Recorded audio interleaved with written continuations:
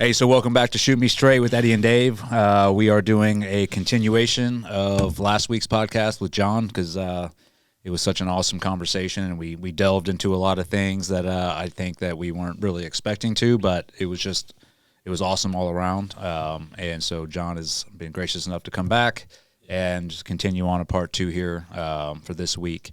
We're doing it with our cool shirts. That's right. Shirts, baby. Which we'll get into, that John gifted us with. Yeah. Yeah. No, I'm happy to do this, guys. I was telling Eddie earlier, but this is kind of cool because I've never really, I won't say like documented my life, but this is kind of like the first time I've gone in like so much details, and it'll probably be the last time I ever go into like this much detail. So I'm kind of glad to get it out here in my hometown. Yeah. With you guys. That's awesome. So this is good. I think especially what we were talking earlier with the story of just, you getting, screwed in the military and then just your actions afterwards and like how you wanted to go to law school. I think when people listen to this, and like you said, you've already have enough people reaching out to you because you talked about a little bit on the Anti-Hero podcast as well. And that's the beauty of coming on here and telling your story and like what you've been through, and I think it reaches people that you wouldn't otherwise think, right? And then because I've had the same experience. You're like, dude, people are actually listening to me. It's surprising, like how many messages like you get out of it. And people are like, oh, I needed to hear that. That was really good. This helped change my life. This is giving me direction. I'm just like, oh, really? It's actually making a difference. It's not just me talking in a microphone. Exactly. Yeah, big time. And that's the beauty of it. Yeah. What I liked about your story, you got up to the point of getting out and then starting your business, being successful in your business, and so many vets need to probably hear that of getting out of public service into the private sector and doing well. Yeah. And just kind of taking one step at a time, where you had the condo, you started renovating it, and then got the mortgage on the house, and then you guys just started bootstrapped it. Yeah, that's a good point to pick up there, and I think it's a big part of me wanting to do this with you guys and talking more openly about it. It's just like, especially now that I've had my success, but at that time, I didn't know if I was going to have success. I thought that mistake I made in the military with the Article 15 and all that, I thought that was going to be like my new identity, and I didn't have. I think you might find this true, but I didn't have an identity is why I joined the military. Like, I didn't know who I was. I was just, Jonathan Howard. I'm the guy that was raised in the Red Barn in Mauriceville, Texas. I didn't have like a strong family name, history. I didn't have like a career path going forward. My dad didn't have a business to like walk into. So I'm trying to figure out like, who am I? And that's what kind of got me into like early age, like weightlifting and stuff. I'm like, well, I want to make something out of myself. That's why I wanted to get into sports. I wanted to be good at something. I wanted to kind of test myself, and that's why I wanted to go in the military. I want to be a part of something bigger because I was nothing. And I think that's kind of true with a lot of just people in the military, but especially into the special operations side. It's like, well, I want to do the hardest thing I can to basically make an identity of who I am. Well, to validate yourself. Yeah. And that's, So when I lost that from the military, I basically lost my identity. I had an identity crisis again for the second time in my life, whereas, one's come out of high school, now I'm losing my military career. I'm like, I don't know basically who I am. How am I going to refine who I am? And it was a tough spot to be. But then I realized as I went on, like, the job is not my identity. The beret is not my identity. As it was before, it was like that red beret meant everything to me. Like, my whole life was you're consumed by it, yeah.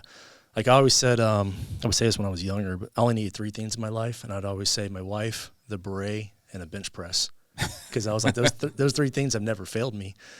But and also take responsibility. Like, I made a mistake. That was my choice. Yep. So I lost that on myself, and I can say bad things, or I can say like, I don't think I deserved the punishment I got. But at the end of the day, what started all that was my choice to make that mistake. So, I can always debate like, well, I don't think I deserved this much, or, they were just so hard on me, but it was like, I made that choice at the end of the day.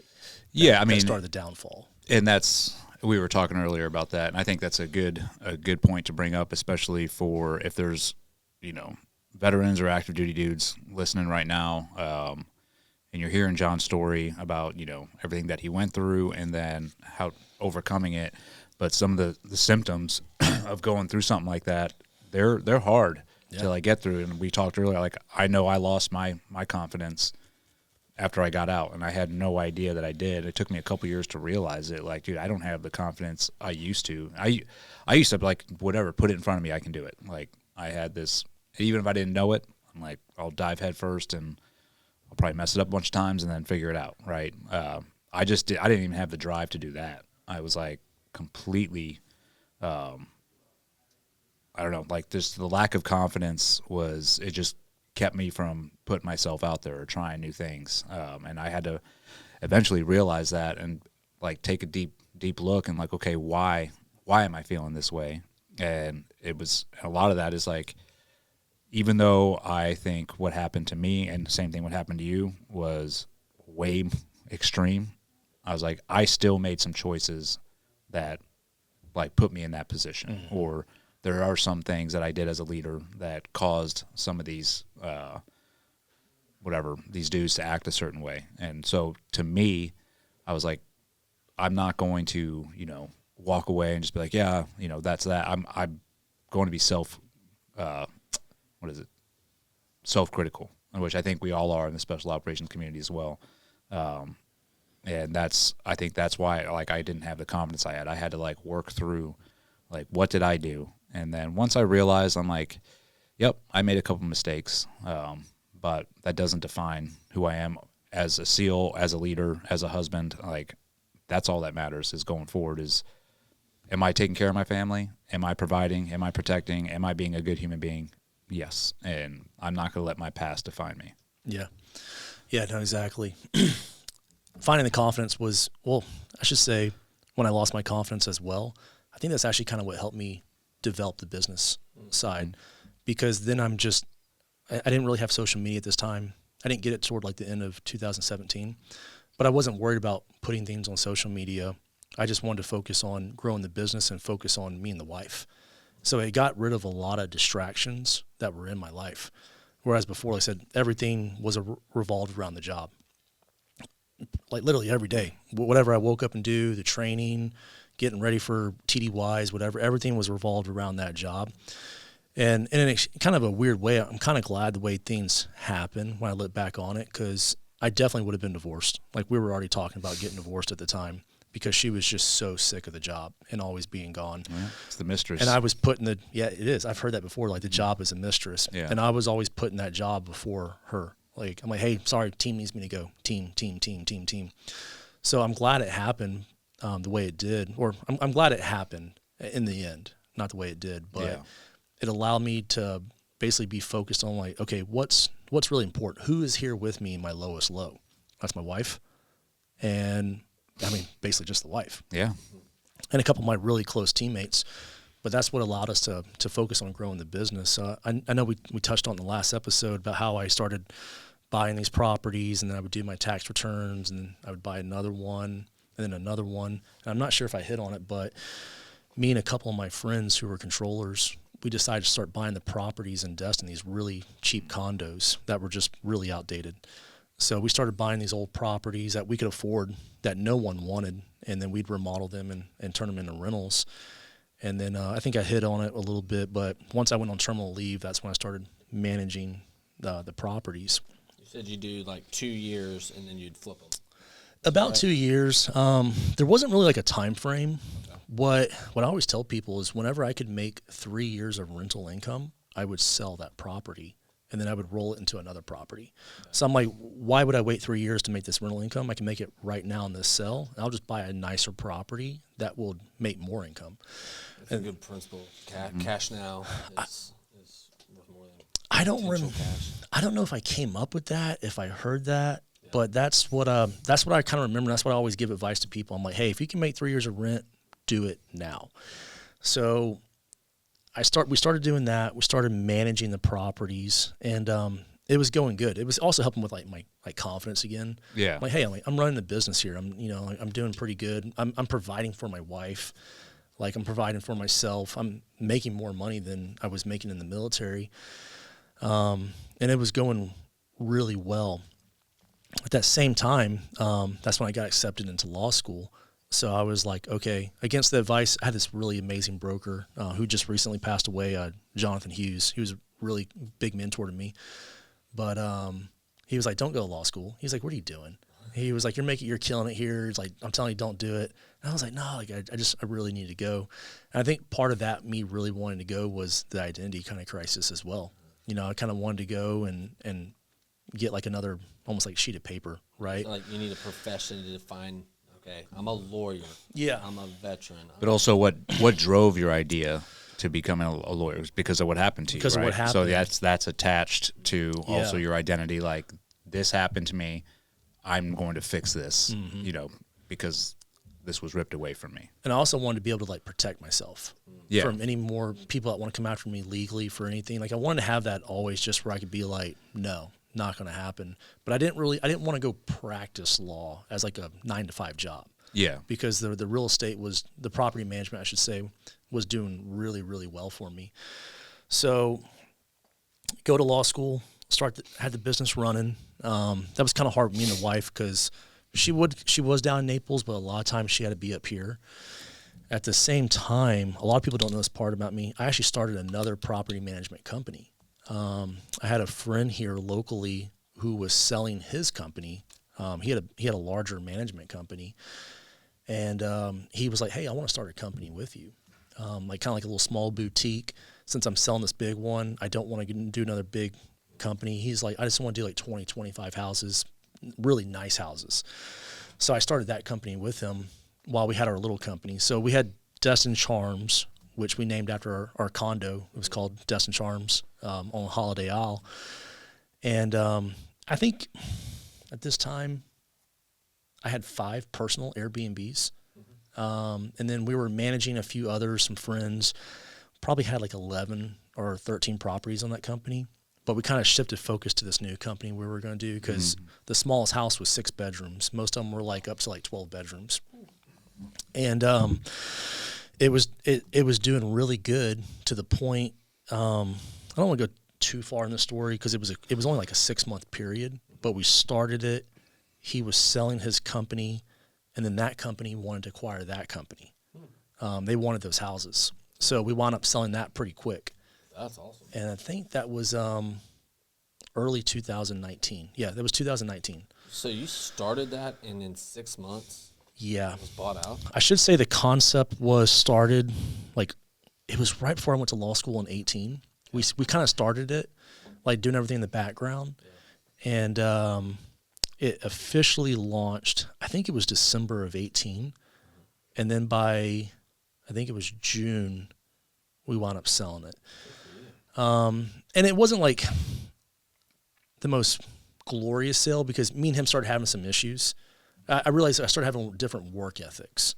And I realized, like, he had his thing going, and I kind of had like my thing, and we kind of saw different perspectives. And then I started realizing, like, the way what I think is hard work might be a little different to him. And I was like, you know what, we probably should just, don't know if I really want to go forward anymore. But then when we had the opportunity to sell it, I was like, yeah, let's just sell it. So sold that. I mean, I did pretty well on it. I mean, it was 6 figures. Yeah. I mean, it was 6 figures. So I was like, this is kind of cool. Yeah.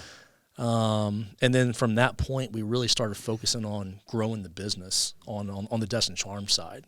Mm-hmm. So we started growing the Destin Charm side. And I guess I should back up a little bit. I got out of law school. I didn't finish. I got out June of 19, and that's when we started really kind of pushing the business hard from that point on. I wasn't June 19th. You not only got, I mean, at that point you're running 2 businesses and in law school, so you got out of one of the businesses and law school, so you can just focus completely. And that was kind of the problem. I was running 2 businesses while in law school. Yeah. I thought I could handle it. Plus, I was selling real estate. Said, prior to law school, I would sell a little real estate here and there, nothing crazy. But once I got into school and the businesses were doing good, people were hitting me up. So I was probably selling 1 to 2 houses a month up here when I was down in Naples. And my grades were suffering from it pretty bad. not that I was a very smart academic student. Like I would do good in some subjects like real estate and contracts, and then other subjects I'd be getting like, a C-, which I was happy about because I was just happy to be in school. Yeah. Like I was just like, and I really enjoyed the knowledge of it, like the reading. I was just like, oh, that's what a battery is. I thought that's what an assault was. I didn't even know the difference between the two. So like I just found it like really informational and I loved it. But at the same time, I just wasn't. I'm with the brightest students out there, and I just couldn't academically compete against them. Not that I was trying to, but I was just like, man, am I dumb? I'm like, can I? Well, there's some people that, just like my wife's one of them. Just in school, she just kills it in school. Yeah. Right? All I have is just grit. Yeah. So, I'm not necessarily good at school. I had a hard time with the memorization of, like, the laws. Yeah. So, like, I would read it. I'd read for hours. But, like, when I'd have to, like, write down, like, word for word, like, what that law was, I'd like kind of forget, and I'm like, and then you don't get the credit for it. So I didn't have the best grades, but I was happy with what I was doing. I really enjoyed it. But yeah, grades were not good. Running two businesses was hard, especially with the wife up here. So I think after the first 6 months, she was already talking to me. She was like, I think you need to drop out of school. She was like, this is too hard. And she was like, and nobody wants to talk to me up here. I'm just a little Asian girl. She's like, all the clients want to speak to you for the property management side. So I was like, yeah, this is kind of a good point. And she was like, you're not even making money there. And she was like, you're not planning on doing law as like a profession, so just kind of get out. So after that first year, I was out, came down here, started focusing on the business. And that's when things really started picking up. The business started growing. I think by the end of 19, I want to say we were probably like 25 houses under management, like nice houses. And we still had all of our own. We had, I think 5 Airbnb personally at that time. I decided to open up the brokerage, the real estate brokerage at that point, which was basically just the first month review of real estate law in law school. So I just went through the exam, took it, done, started the brokerage. Thought 2020 was going to be an amazing year. I wanted to buy my first airplane at this time. So I wanted to buy a Piper Saratoga. So I sold my house in Miramar. I was doing a $200,000 flip on it, which I was like, this is incredible. Starting off 2020 right, to buy this plane that had been on market for, I think, about 7 months. Sell the house, and I should say, I think it was 3 days before closing, the sales guy says, hey, I got a contract on this plane. He's like, I think it's going to go through as cash. And I'm like, no, I really want this plane. And he was like, well, I'll let you know. Well, they sell the plane. I'm like, this sucks. Just sold my house, like literally made a $200,000 flip on it, plus the rental income I was making. Everything works out for a reason. The reason why I'm telling the story, COVID hits. Mm-hmm. So I had this nest egg of cash in my bank account, which is what was kind of like that safety buffer for us, because I had just hired my actual first W-2 employee. I had put a bunch of money back into the company because I decided for 2020 I would start doing my own gear rental. So I went and bought golf carts and bicycles and baby cribs. Mm-hmm. And then now I'm being told, hey, business is shutting down. You can't do vacation rentals for COVID. So I'm just kind of scared, because we didn't know how long we were actually going to be shut down. Yeah. But I had that little nest egg of cash, which I'm like, everything happened for a reason. I was able to keep the employee on payroll during that whole time. And just navigating that whole mess with COVID. I felt really bad because I remember my team sergeant, Coop, I had just sold him a house the first week of March over here in Blue Mountain Beach, and then we couldn't rent it the next week. And I was just like, oh, man. How long did that last though here? 2.5 months. Yeah. So what we cut it off here pretty earlier than the rest of the country. Yeah. Oh yeah. It which thank God we were in Florida. If I remember, yeah, this is right. After the first week of March is when they shut it down. Yeah. Because we started spring break, and everyone was already talking about shutting everything down. And I remember driving through Seaside, and no one cared. Everyone was in Seaside, no mask on, no nothing. Yeah. And I was like, great, Florida doesn't care. And then literally a week later, they were like, everything's shut down. You can't go on the beach. It was the 2 weeks to stop the spread. Yeah. To flatten the curve. At first, I was kind of like, I don't know about this, but I was like, whatever. I didn't want to do it. But I was like, if this is what they want to do, I was like, maybe I don't understand how bad this is myself. Yeah, I think that's where everybody was at. So I was like, let's just see what happens. But after the first 2 weeks, I was like, this is, and then they're like 2 more weeks. I was like, this is stupid. Yeah. But it was a crazy time at the business. I always tell people we did about 4 years of like inquiries and messages that in like a 1 month period. Like the phone was just going crazy. Airbnb messages, Verbo, everyone that had booked now wants a refund. I mean, that had booked, the next 6 months. I mean, it was insane. I was telling homeowners, I was like, hey, don't contact us unless you really need us, because like we're responding to all these guests right now. And it was just a madhouse. And it was me and the wife, because the employee that we hired was just a property manager. So we were dealing with all these messages. I think I remember one time, I'm going to be a little off on this number, but I think we were receiving like 80 something phone calls per hour. Jeez. And messages kind of like combined. And there's no way to respond to all that. And these messages go back and forth. It's not like we just, okay, here's one message. And it was just a mess. Got threatened to get sued like every message, because like we would refund the guest, but then like Airbnb would have like their like booking fee. And then they would tell the guest like, oh, if you want your booking fee, contact the management company. I'm like, no, like you guys have it, not us. And then I'm going to sue you. And I'm like, it's not us. Like, so it was just a mess. Nightmare. It was a complete mess. But that's what kind of like really started pushing the business. And this was good for me because I was so busy. I didn't really have time to think about anything else. I didn't have time to think about who I was, identity, stuff like that. Law school wasn't working out for me. I'm like, oh, here's another failure, right? Like I'm just running this business. So running that COVID time was in a weird way kind of healing myself, because I was just so busy grinding every day. You think it was like a healthy distraction? Healthy distraction, yeah. So just grinding, business was doubling every quarter. I mean, it was just doubling. Like we're taking on more houses, more sales. I think by the end of that year, I want to say I probably had like 6 employees, like W-2 employees, plus all the 1099 contractors, just because we were growing so much and I was learning so much at the same time. Actually, I remember I didn't even realize it until the very end of the year, but I think we had made like almost $1 million, like actual net at that time. I remember the wife said something. She was like, we made like this amount of money. And I was just like, no way. I was like, this is crazy. I was like, we made that much money, but we didn't even have time to spend it because it was just going like into the account, like just going. Yeah. 20. Wait, are we millionaires? Yeah, pretty much, right? I think we're like, millionaires. Yeah. I want to say that was either 2020 or end of 19. I can't remember which one, but I think it was around like upper 800s or something like that. I was like, no way. Because my goal when I came out was I only wanted to make $120K a year. I wanted 10 grand a month. I was like, if I can do that, me and the wife can just live this most comfortable lifestyle. So I never had the intent of like a certain goal, certain like monetary amount. I was just like, I just want to be comfortable where I can provide for my wife and she'll be really, really comfortable. Because also when I got out, I think I may have mentioned this, but when I got out in 18, she decided not to re-enlist. She decided to get out with me. So now you don't, and two forms of income aren't coming in. That, and I want to I want her to feel like it was the right choice.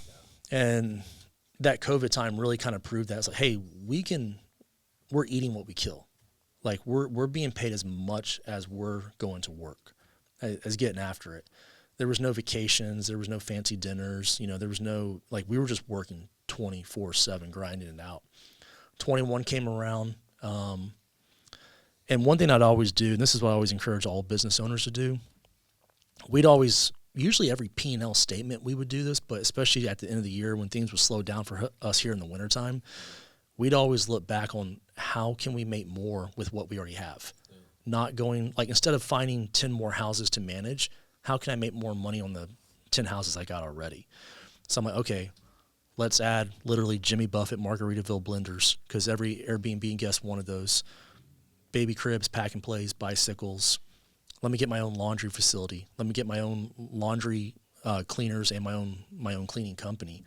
So we just started trying to find ways to maintain what we had, but just do it better. Because by doing that, I was now less dependent on like hiring a cleaning company or hiring a laundry facility. Yeah. I had quality control. I'm buying my own soaps. I'm buying everything myself. the gear rentals ourselves. I don't have to coordinate with another company, but hey, can you guys make sure the golf cart here is at 3 p.m. because the guests are arriving at 3:30.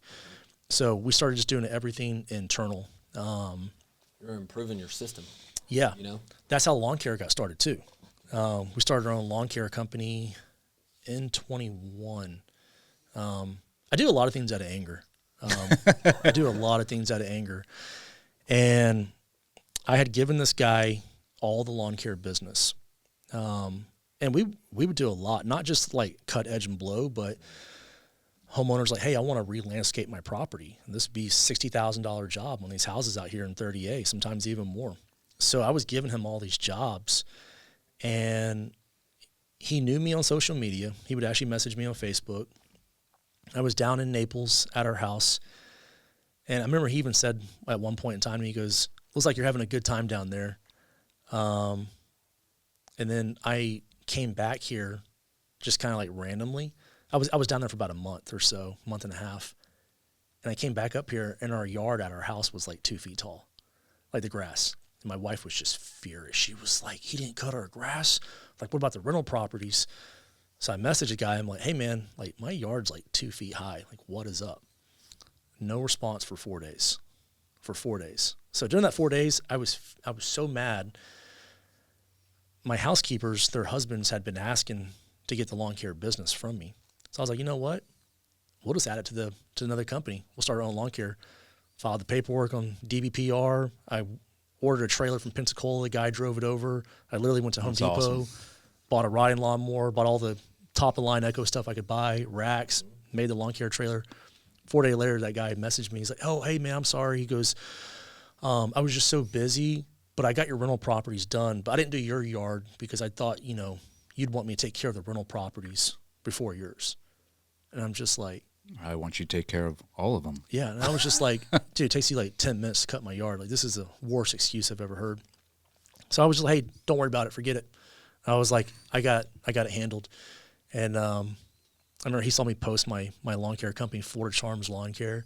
And he was just like, well, what the heck, man? Like, I was depending on, I'm like, sorry, like, not my problem. Like, you screwed up. You had a good thing going, and you totally screwed it. So that's why I said I do a lot of things out of, like, anger. So the lawn care company got started, but then I was like, hey, this is more revenue coming into the company. And then I was able to provide a better service to our clients, because you go rent a house that's $4 million on 30A, and then at 8 in the morning, you got a guy out there with a weed eater. Yeah. So we would schedule the cuttings when the guests would check out. Most lawn care companies aren't, they're not going to. They're not going off your schedule. They're usually going to go on Monday or Tuesday or something like that, right? So like when we would do a Saturday checkout, lawn care company would go out and cut the yards. And funny thing about that was I hired the housekeepers' husbands, and then they tried to like stiff me for more money about a month later. They were like, we want like basically double the pay. And I was just like, no. And then like we quit. So at this point, I had our rental properties. Pretty much all my realtors and friends were using us for lawn care.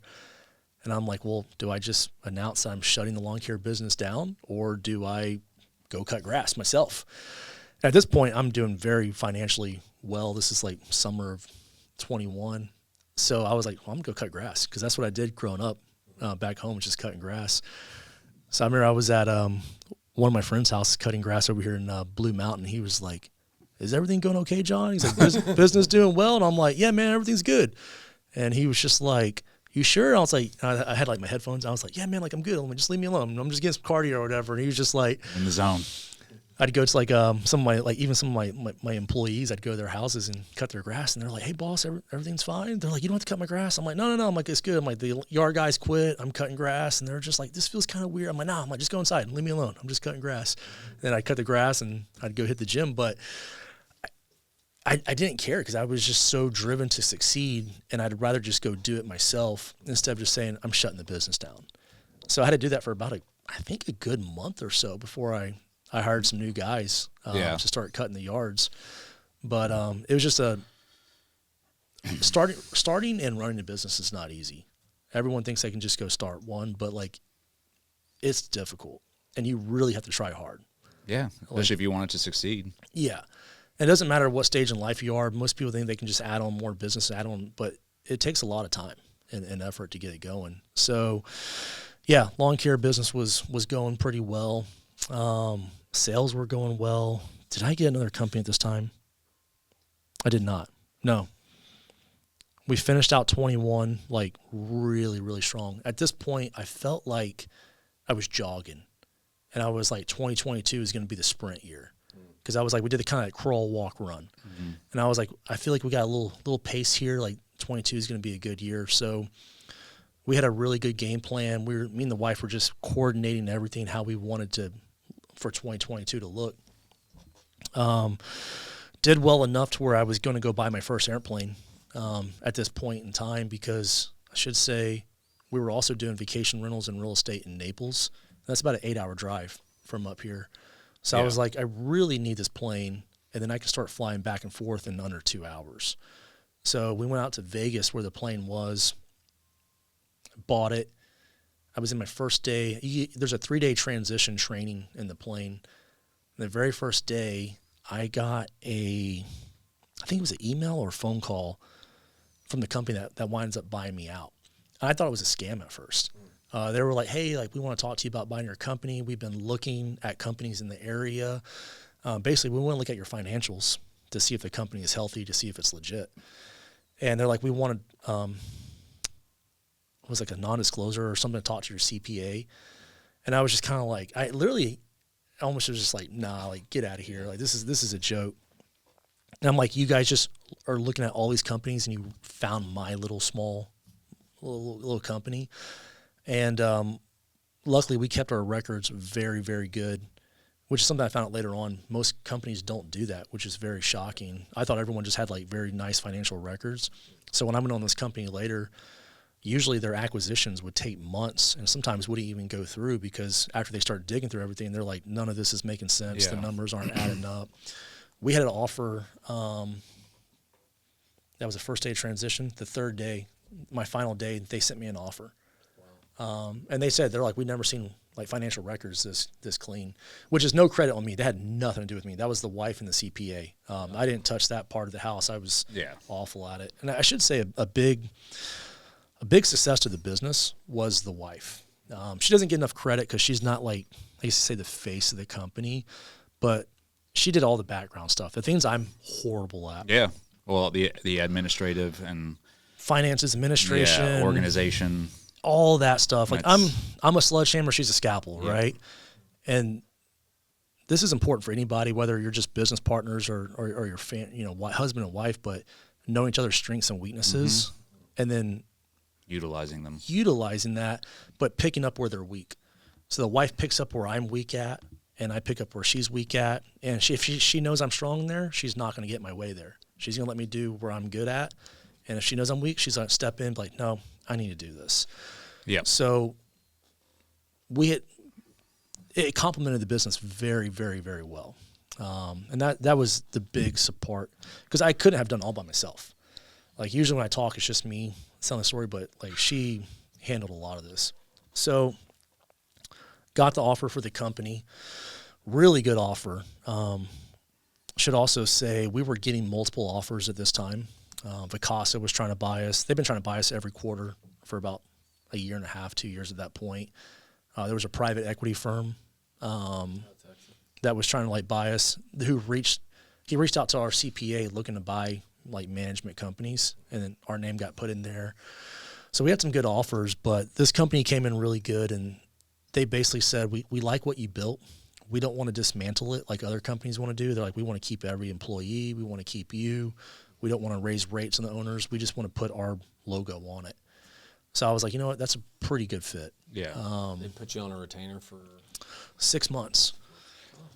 So sold the company to them. And then basically for 6 months from that sale, I had to run the company and kind of train them on like how we do things. So this was kind of interesting. We weren't supposed to close till June 1st of 2022. They had reached out to us, I think it was end of February, 1st of March. I think it was maybe toward the end of March, and they were telling us like we can close earlier since we have all the financials good. Order, yeah. They were like, "Do you guys want to close earlier?" And I was like, at first I was kind of like, "No, I want to get all that May income for the rent because that's a big month for us." And then the wife realized that first week of June was what Memorial Day weekend went through. And she was like, "There's no way we can close this business during Memorial Day weekend. Like it's too chaotic." Because that's our Memorial Day weekend and 4th of July are our two biggest weeks. So we tell them like, "Hey, do you guys want to close May 1st?" And they were like, "Yeah, let's close May 1st. That's perfect. We want to do that." Close May 1st. I still can't believe that happened. I remember. I can't. Everybody always wants to know the dollar amount, but contract wise, I can't. But it was. I just remember when that wire hit my account, I was just like, "No way." I don't have to work for the rest of my Yeah, life. and that was only half of it. It's wild when you look at it and you're like, "What?" Yeah, because that was cause the way it worked. I got like half, a quarter, 6 months later, and then the final payment. 12 months later. When I got that half up front, I just remember I was just like, "This is unreal," and I was just like, I can't believe this, especially because it kind of made me just reflect on everything. When people are always just like, I don't know how to say this. Even when I think about it now, it validated a lot of like the lost confidence I had. Mm-hmm. Where I was like, man, maybe I do something. Maybe I'm not good at business. Everything people would even say throughout my business career. And I was just kind of like, man, this right here is just the proof. Do you think some of that's healthy? There's a part of that's just really, it's like a healthy, not ego, but it's like, you know what? I am good at something. I am good at business. I mean, I started this from scratch. Yeah. I worked my butt off. Validation's healthy. Like when you feel validated, like all this hard work I put in, grinding, like you said, how you and your wife were doing, and then that's like it coming to fruition. Yeah. Being like, you and your wife did this we did this on our own and made it to where now we don't have to work for the rest of our lives.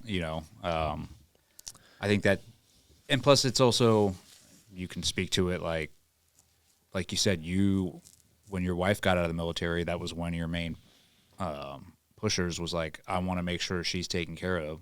Mm-hmm. And so you had all these driving motivators to like get you to where you were. And I think, at the end, like when you end up becoming successful like that, it's like you validate, like, dude, I am a protector, I'm a provider, I'm all these things that I knew I was, but you validated it. And I think that's what that helps bring back your confidence. Yeah. Because even like during this time of like success we were having in the business, I'd get those people that, you suck, whether it was a former employee or a previous client we worked with, like, oh, you messed this up and this up. And it kind of like I like to reflect a lot, especially when I'm home. So like I would start thinking about what someone said to me and I'm just like, am I not good at this? It's a dangerous game. Like, do I suck at this? And then a lot of times I'd find out later on these people are just delusional. Yeah. They made up their own reality about me. But when someone says something hurtful to me, I'm like, I'm an emotional guy. It does hurt me. Everybody is like that. And that's why, like the whole don't read the comments. Like that's because, and it's proven, like you can have 100 positive comments and then you have that one negative one in there. Yeah. Guess which ones you're going to be like focused in on? It's the negative one. And you're like, dude, why? And I don't care who you are as an individual. Everyone's like, oh, it doesn't bother me. Yes, it does. It does. It will bother you. And that's why it's either don't read them or get some thick skin. Someone told me that when I was in North Carolina. They're like, don't read the comments.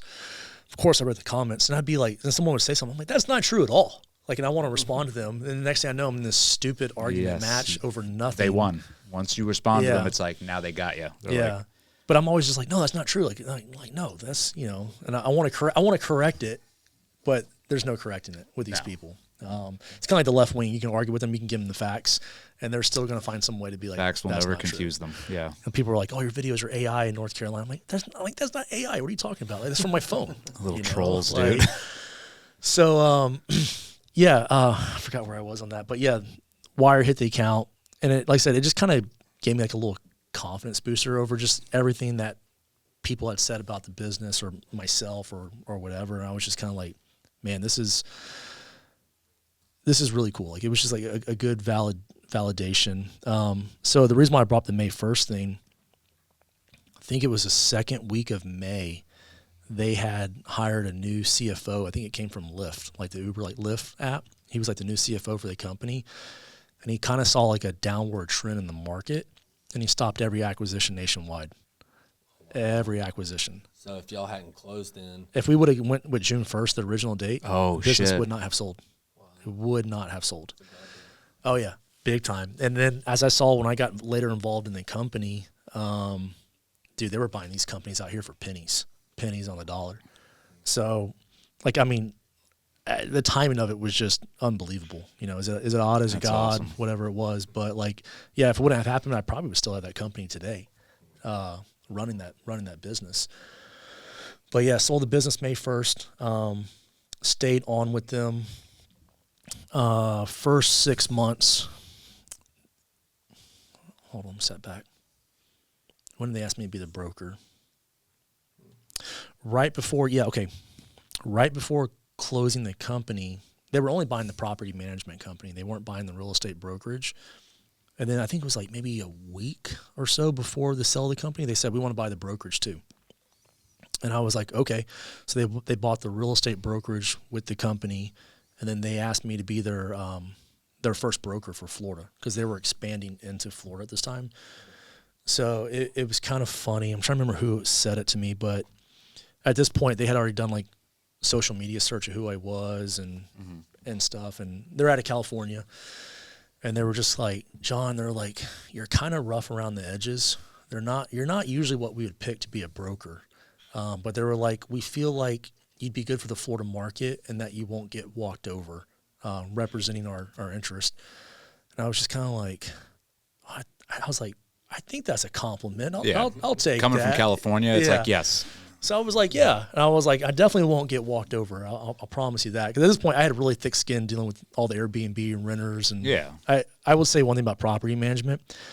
I probably got threatened to get sued 3 times a week. None of it ever happened.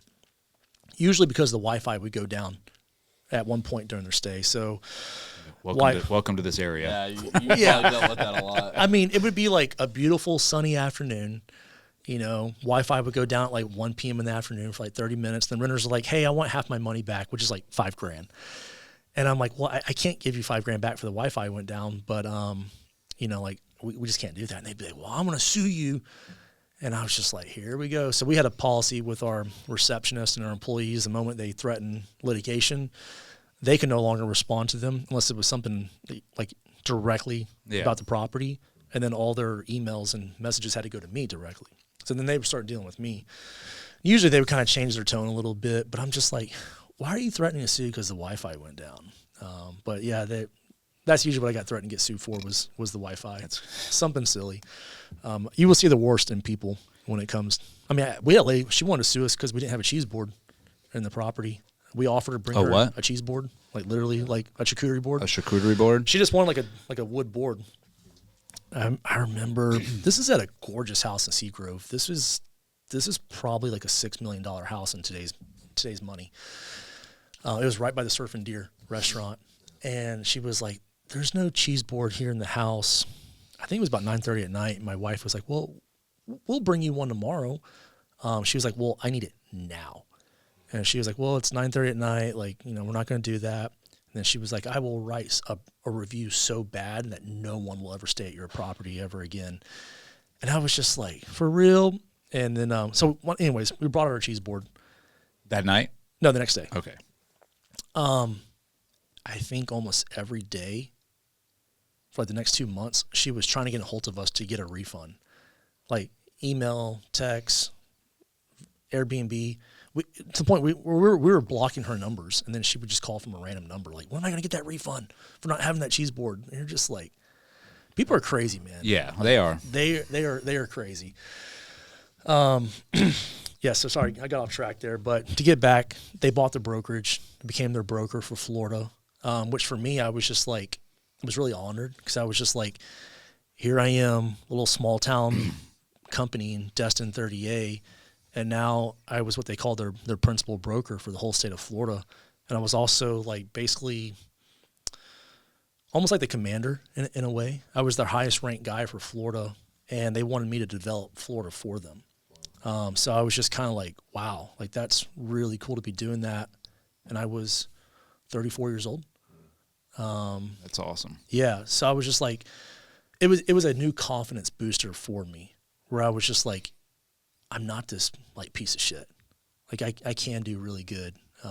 It was just a big boost in my confidence. Because now I'm in charge of Miami, Fort Lauderdale, Key West, Orlando, Sanibel, Fort Myers, all that. We still had our company down in, I should say, that sale did not include Naples because they were not down in Naples. So we actually carved that out of the sale. And then my wife renamed it Beach Please Vacation Rentals. That's awesome. Not my choice of name, but I was like, I was like, I don't know if people are going to like that, but I was like, it's kind of funny. Yeah. Started helping them grow that company. Got to see how a large nationwide company operates, which is pretty cool. Very, very time consuming. And then it was probably, actually, take that back. Not long after selling the companies when I got offered to join a title company out of Naples, which is now up here. I knew one of the guys I went to law school, and Jim Boatman and Ernie Ritchie, they own a law firm down there, good dudes. And they were just basically like, hey, we want to bring you in the company and try to drive business. So I was like, yeah, I'm in. So I joined the title company with them. And then that was going well. I said about a year later, that's when Avance offered me more like a full-time position with them. They're like, hey, we want to give you some equity in the company to kind of like keep you motivated, shares. Mm-hmm. So I started doing that and then just doing more development. When I say development, I was putting together deals down like in South Florida that were like houses under management, like 2,500 houses under management.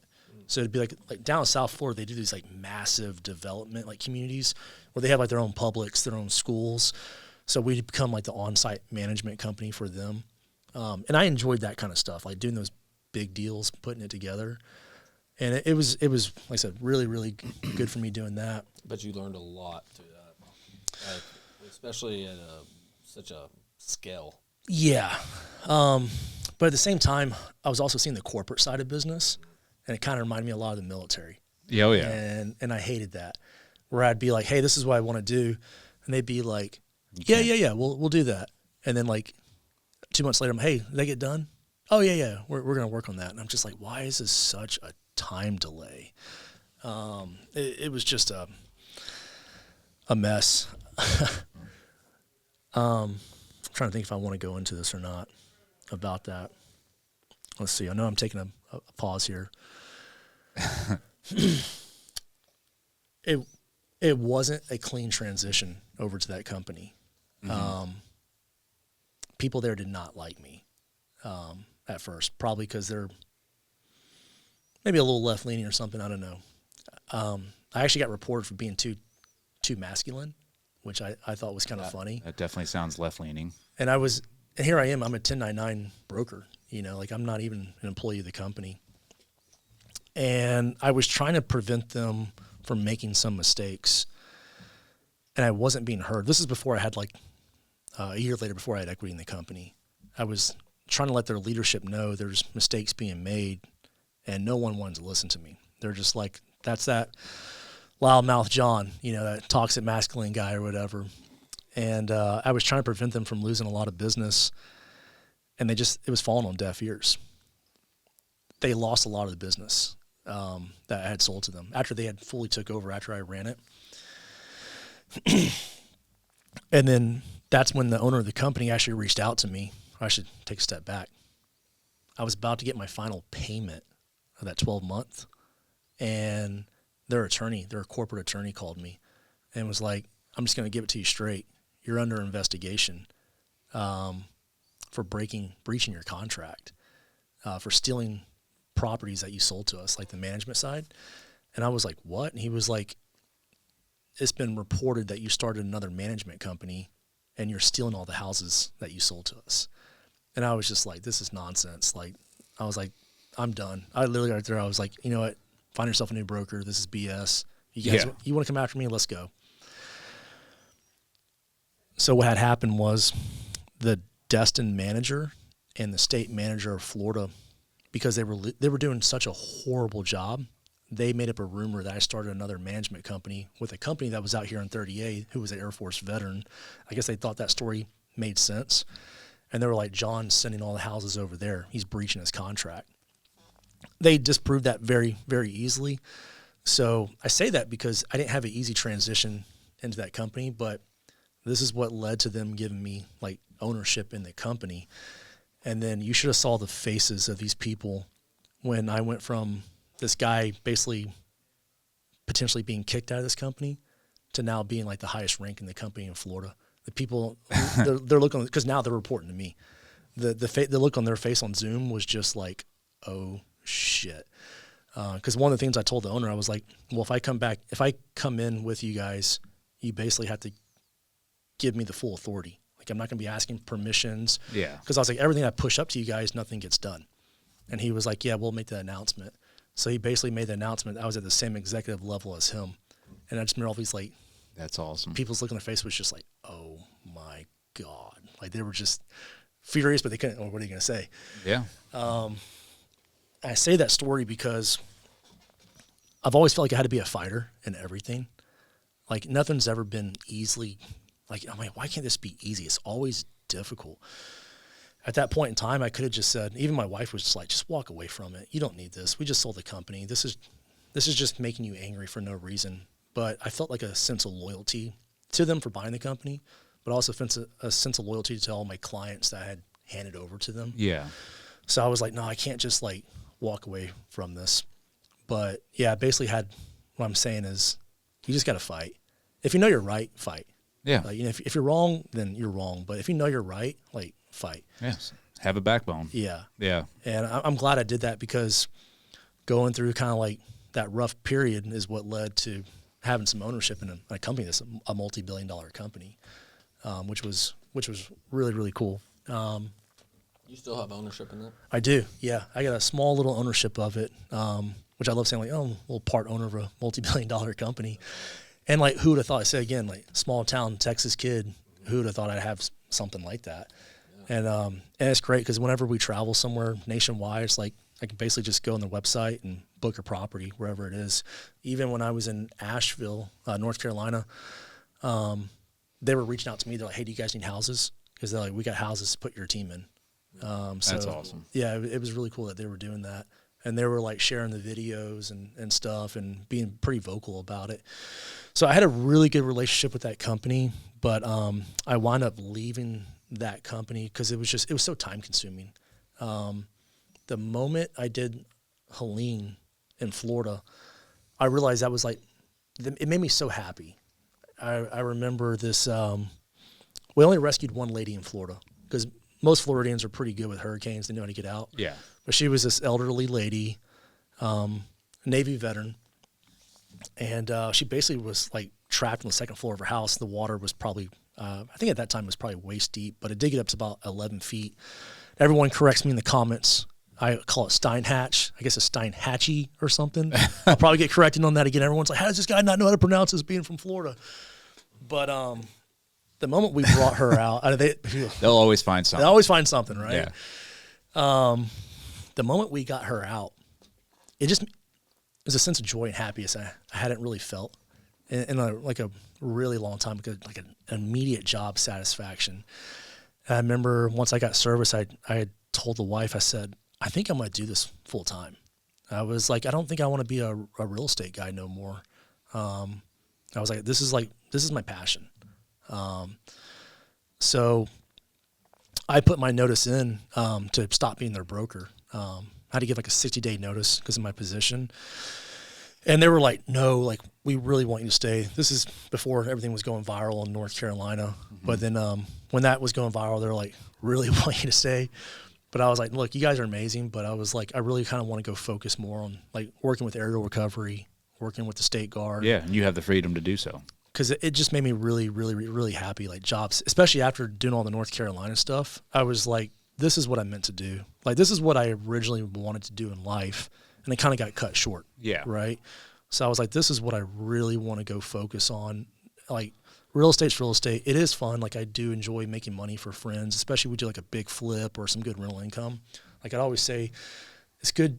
It feels good when I would like send direct deposits to my friend's account, like making them money. And then they're just like, man, thank you. Like, this is great. This is life-changing.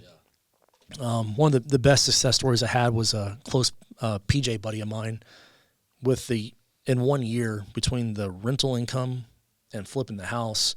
This is when the market was going crazy, but I mean, the guy made $900,000 in a year. You talk about life-changing for people. Yeah. And he's making like, he was making like $225K a year over in Africa, working 6 months on, 6 months off. But he's just like, what he really wanted to do was get out of that job and start doing Airbnbs. He lives down in Costa Rica now, and he already had some land out there, but he wanted the money to build these like Airbnbs and just chill there and do that. And he's like, now I got the money to do that. I can actually take off work because he made me like 4 years of income.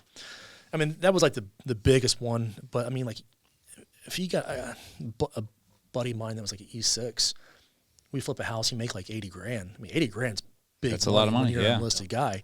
So I would get a lot of job satisfaction out of that, but not the way I would get when I would see these people in their darkest times, like during a hurricane. Yeah. Like, Well, that's more intimate. Yeah. Like, you're actually there putting hands on, helping them in that fashion. Yeah. So after all your success, and then I know then you went to join the Florida State Guard, right? Or to the when they started come up with the idea of the Florida State Guard, which was what? Was that last year or 2 years ago? I can't remember. When it first came on my radar, I can't remember if it was the end of 2022 or early 2023. All that is such a blur. Because I remember I was talking to Paul about this just yesterday. I think maybe Paul or Brandon mentioned it to me. And I'm sure Brandon. Yeah. Probably at the gym or something. I know we had some conversation about it. Yeah. And I was just kind of like, State Guard. I was just kind of like, what? But he was kind of giving me the details, like what it's going to look like. And I was like, okay, this sounds kind of interesting. I want to say, I think I applied for it when I was in Asia with the wife. We were over in Asia visiting her family. I think that's when they started accepting applications. And I sent the application in. I want to say it was at that time or shortly after I did a Zoom call with someone. They did, they did a vetting process with everybody. I didn't tell the wife because her grandma had just passed away. So I was like, I know this is not the right time to bring up, like, I'm trying to go into like a special missions unit or whatever. Like, this is not going to go over well at all. So I had waited a while, a good amount of time. I don't think I told her until like a month or two before selection. Mm-hmm. And I was like, hey, I want to go do this State Guard thing. And she was like, you sure you want to do that? And she's like, what are you going to be doing? I was like, oh, just like hoisting people out of hurricanes, like what we saw here, Hurricane Ian in South Florida and stuff. She was like, you want to do that? And I was like, yeah, just me and the boys. It'll be fun again. Kind of get the band back together. And I was like, and I started like trying to like pawn off my friends. Like, oh, like, Paul's doing it and this guy's doing it. I'm gonna just go hang out with the boys again. And she was like, well, if you want to, because we didn't have too much going on at that time. I started building houses at the same time. Mm-hmm. That was something I always wanted to get into was build houses. So after we sold the business, I started building a house down in Naples and one over here in Watercolor for resale. Oh, cool. So I started doing that. Title business I didn't have to do like daily operations on it. I was a little busy with the broker stuff here and there, putting together like big deals, but I had enough free time to go do this stuff. So I remember, I think maybe the day before selection or a couple of days before selection, I was getting like all my gear together, like plate carrier, gun, everything.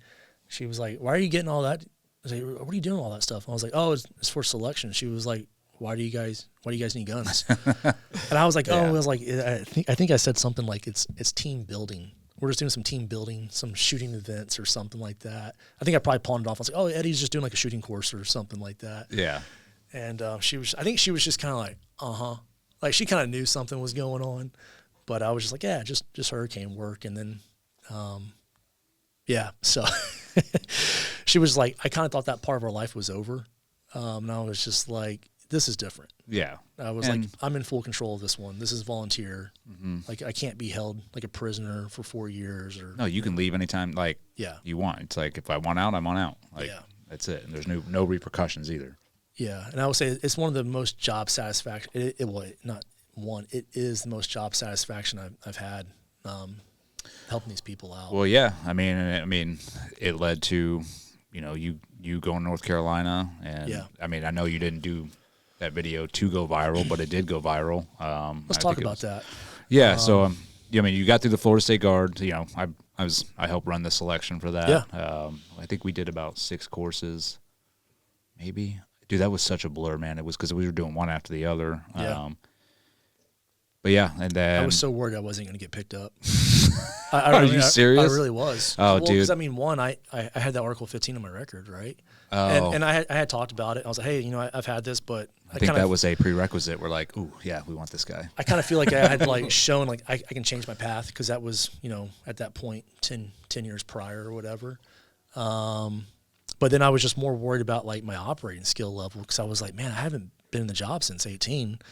Dude, you crushed it in there, and I'm not just saying this to like blow smoke, but like from most of the individuals that showed up, there were some good dudes that showed up, and they were locked on, and they were like there to train, and then there was also some individuals that were just there to be there, and like they were, I don't know, Instagramming themselves and doing whatever else, and to me, I was that really like pissed me off, but at the same time, that wasn't like I didn't have the authority to be like, you're gone, for doing that. So it's like we had to put up with it. But the reason I'm saying that is like for you, when you showed up, because you're watching everybody and sort of seeing how they act and how they're prepping their gear and everything.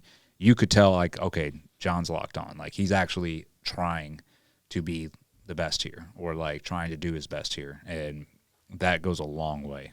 I appreciate that. Yeah, dude, it was good. I mean, I took it real serious. You did. It was awesome. As somebody who puts on the selection, like being a cadre, that is the most that we can ask for. Is like, thank God, okay, they're taking it serious. And we tried to throw you guys some good scenarios. Like, I mean, the final FTX, I thought that was pretty good as far as like the protesters and all that, because I think what we really wanted to drive home, and this was my big worry when we were putting this together, is they were like, okay, we want, weapons training, this and this. And I was always like, what? And I had the same, like, why are we training them to do, sniper shoots or whatever? I'm like, whoa, they could, get in a situation. I'm like, well, then who is going to have their back if they do decide to engage? And I was like, so I focused that last FTX on trying to practice as much restraint as you can, because I'm like, you are going to get thrown in situations where you're going to want to shoot this person, because that's what we're used to coming from our career anyways. And I tried to explain that to guys when they came through. I was like, our old jobs, we were like ready to escalate. Like, you want to escalate? Yep. All right, let's escalate, because that's what we're trained to do, and we're very good at it. But I was like, this job is de-escalate, like, to the maximum degree. And you are going to get your buttons pushed, and you are going to have things done to you that in your mind, you're like, nope, this is a justified shooting right here. And it's not. Like, you are being filmed at all times. That's why I had those protests. They'd be filming you guys with iPhones, and like, I had them doing all sorts of spitting, throwing stuff at you. And because I wanted to see, and there were some groups that it's like, all right, time out, like, let's rejock, and like, but they needed to go through that. It's like, dude, this will happen to you, when you're out there. Got to change your mindset. Yeah. This isn't a raid. No, you're here to help people. The goal is to never pull your weapon out. Yes. We're here to help Floridians. Yeah, and I think we did a good job of like assessing and making sure we put that through, and it's like, it was good. I mean. No, it was good. I really took it serious, because I remember once I got the notification of everything like training, I'm kind of thick boy, right? Like we'll get into my name on Instagram about thick 38 broker. That was a horrible joke that went national. But I would do my sprints here and there, but like I kind of stopped the long distance running. And like even like probably a good 6 months prior to that selection, I was hitting the pavement daily running, you know, 2-3 miles at a time. I remember my good friend Don, he lives down the road from me. He's a former operator. he saw me. He's like, "You running again? Like, what's going on?" And I was just like, "Oh yeah," I was telling about what I was doing. And he was like, "What are you talking about?" I was like, "Yeah." I was like, "You guys don't know about this?" He's like, "I've never heard of this." So I was trying to I wanted to make sure I showed up physically prepared. Yeah. You know me, I like to talk and joke a lot, especially people that are real close to me. I like just have a good time. When I was at selection, I was not joking and smoking. Like, I was very quiet, you know, because I didn't want to be like a loudmouth, jokey kind of guy. I want people and I'm the Air Force guy. Like, I'm always the new guy. So it's like you already come in with kind of like a negative persona as the Air Force guy. So I'm like, I'm going to come here, I'm going to show up, and I'm going to get after it. I'm not going to fail any shooting test. I'm not going to fail this.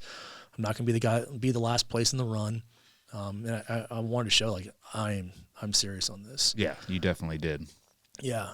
So was this how long before North Carolina did this happen? So I went through the first selection, which was like October of 23.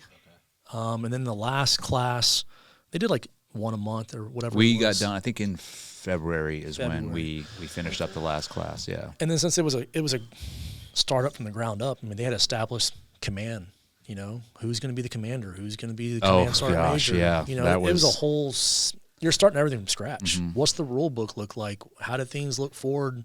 You know, are we training once a month, or you know, how are things looking? So there's a lot of stuff to get it going from the ground up. Yeah.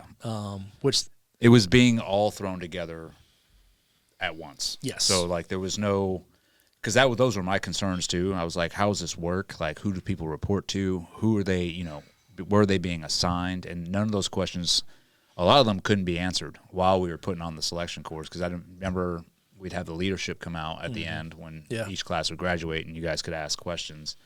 And from the first class to the last class, dude, it was the same questions. Like, who is giving the authority to let these guys go do their job? And they were like, we're not there yet. And I'm like, dude, this is the last class. Like, we should be at a certain point. And I think they brought in new leadership too. They did. Yeah. Is that Marine Colonel still? He is director. Okay. Yeah, director. Yeah, he's out in There was a lot of leadership changes. I don't know if it was that one specifically, but I know when the governor first started, even just the state guard, there was a lot of leadership changes. Mm-hmm. And good on the governor for, hey, I don't think you're the right guy for this, changing people out, which is what you have to do. So there was a lot of leadership changes, a lot of things just to go. I mean, you're basically starting like a brand new branch of service from the ground up. Pretty much, and it's a mix of operators from each branch too. Yeah. So there's a lot of like you really have to restructure and reformat because everybody's coming in with their own way of doing things. Which getting guys to agree on how this looks. Yes, and being able to meld together and be like, we can all agree on like SOPs, TTPs, and how we're going to work together, and chain of command as well, because chain of command is different in each branch as well. So yeah, it was a lot to throw together at one time, but I'll give it to like, you know, Stronghold as well, and Brandon. Yeah. Like we all were just like, all right, let's do it. Like we're doing it, and we made it work. If not for Brandon, you, and Stronghold, I don't think that SMU would have ever got off the ground. No, I don't think it would exist right now at all. Yeah, we busted our ass to make sure to get you guys the best training that you could get, you know, at the time. What I liked about this selection was it wasn't like an initial selection for the entry to the military. It was like you're expected to show up and perform. You're already supposed to have a skill set.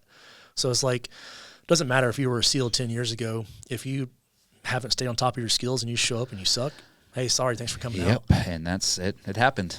It did. And it was SEALs. And I was like, well, and I'm not scared to say it, dude, because I was pretty disappointed, dude. Like, you know, just because that's my branch. And I'm like, oh, come on, dude. Like, you hold yourself high standards. What have you guys been doing? You know? And I get it. Like, either that or, cool, you haven't been holding yourself to that standard. Don't come in here with a cocky attitude then. And that's where I was like, you have the attitude like you've been putting in work, but you haven't. Yeah. And now it's showing. So maybe humble yourself down a little bit and maybe not flash that trident everywhere you go. Yeah. Yeah. Yeah, but that's what I liked about it. It was just like you're expected to come. This isn't a training unit. You're expected to come already experienced with a skill set. And if you can't do it, you just can't do it. Let's talk about why I made the video. Because I think it's important. Yeah. Everything to me is mindset. Right. So if I tell my employees this, if I know your mindset, I can understand if you basically had bad intentions, or correct this, I'm mixing this up.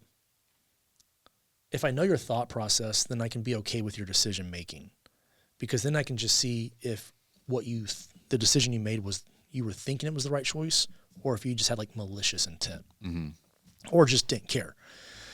So anytime, like, even like when I was a sergeant in the military, employer, someone makes a mistake, I'm like, just tell me why you made that decision. Because if I understand, like, you had it in the right, your heart was in the right place, I can be okay with your decision making, even if it's incorrect. So same thing kind of with law. Like, that's a big thing I learned from law school. A lot of your punishments that are dealt out by the judge, it all comes behind your mindset. Like, was it premeditated murder versus was it, manslaughter or something like that, right? Same thing. Did you... An act of passion. Yeah. Like, what was your mindset during the heat of the crime? Yeah. Right? So it's really important to me on mindset with everything. So the mindset I had for that video, we didn't talk about the video. So we did the baby rescue and the lady that had a day's left of oxygen to live the day before the video. And there was a lot of people out there that saw the baby rescue. Helicopters come in the neighborhood. Yeah. Pictures are going everywhere. Videos are going everywhere. I may have shared it to my story, but I didn't have a big following at this time. I'd say I had a decent following on Instagram. I probably had like 20,000-ish people that just followed me from mainly real estate business advice, entrepreneurial advice, that kind of stuff. No one was following me for no one even knew I was in the SMU. I don't think I had posted anything about that yet. Because I took it very serious. Yeah. I was being very... And we put out to everybody, like, hey, this isn't something to join to post about. Yeah. Like, this is... And it was like we were told to keep it under wraps. Yeah. Like, because we weren't... And I think because they weren't sure of the direction it was going in yet. Exactly. So I didn't want to post something that would potentially get me kicked out of the unit, because I'm brand new in it, and trying to keep everything very hush, gray man, right? Quiet professional, I should say. Quiet professional. So we did the baby rescue, the lady with the oxygen supply, which was crazy because a few months later when I went back through my pictures and videos, I realized it was 27 minutes from when we dropped the baby off at the hospital to when we rescued this lady in Bent Creek. That's how fast these things were going. I had set up that evening. You met Pat Harrigan. At Wes's house. Yeah. I've actually talked to him last week. Yeah. Amazing guy, former Green Beret. Now he's finally congressman from North Carolina. I'm so happy. Doing good work too. So this is important to put out. There was only there was two politicians, elected politicians I saw in North Carolina. I saw a senator in passing at the Asheville airport. Actually, Sean Ryan asked me who it was, and I didn't know who he was. I just know he was an older guy, and the pilot we had at the time said he was a Republican senator. He was there doing whatever, or doing good, I'm sure, and not whatever. But he was there for support. And then I saw the lieutenant governor at the time. I forgot his name, but I spoke to him probably for 10, 15 minutes, and he was there being as helpful as he could. The only other politician I saw was Pat Harrigan, who was not elected at the time. And like I said, we knew him from previous encounters. So he was one of the people I had reached out to when I was there, and he was already providing help, trying to use what he could, his connections, to get us help. So after we did that baby rescue, he reached out to me, and there was like a nursing home that needed to be evacuated that we were trying to set up for the very next day. And there was like 140-something people in this nursing home. So at this time, my commander was telling me that we were going to have our own helicopters that were coming in. We were supposed to have 9 helicopters. Fortunukes, 3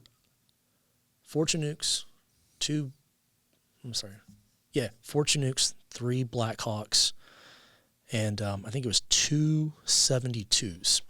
So I'm expecting to have these helicopters, which I'm excited about because I'm like, finally, we're going to have helicopters. Yeah, we're going to have some assets that we can start doing. I'm going to have Chinooks where I can throw 40 people on it and fly them out. Because in the helicopter we were with, in Zeb's personal helicopter, there was 4-man crew, plus we could hold 3. So we can only basically pull 3 people at a time. Which is not a lot of bodies. And with the fuel, even at a full load with fuel, we can basically only do 1 mission every 2 hours. By the time we get there, get on the ground, pick them up, refuel, it takes about 1 mission every 2 hours. So I'm like, good, we're going to do a lot of good.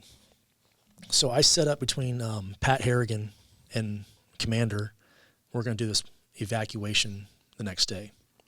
So Pat Harrigan's like, I'm going to fly in to Rutherford Airport where you're at. He had a soft TAC-P guy, it's like his right hand. I forgot his name. Good dude. He was like, he's going to fly me in on a Cessna. I'll meet you guys. We'll get to the helicopters. We're going to go get these people. So we get to the airfield early. There's fog.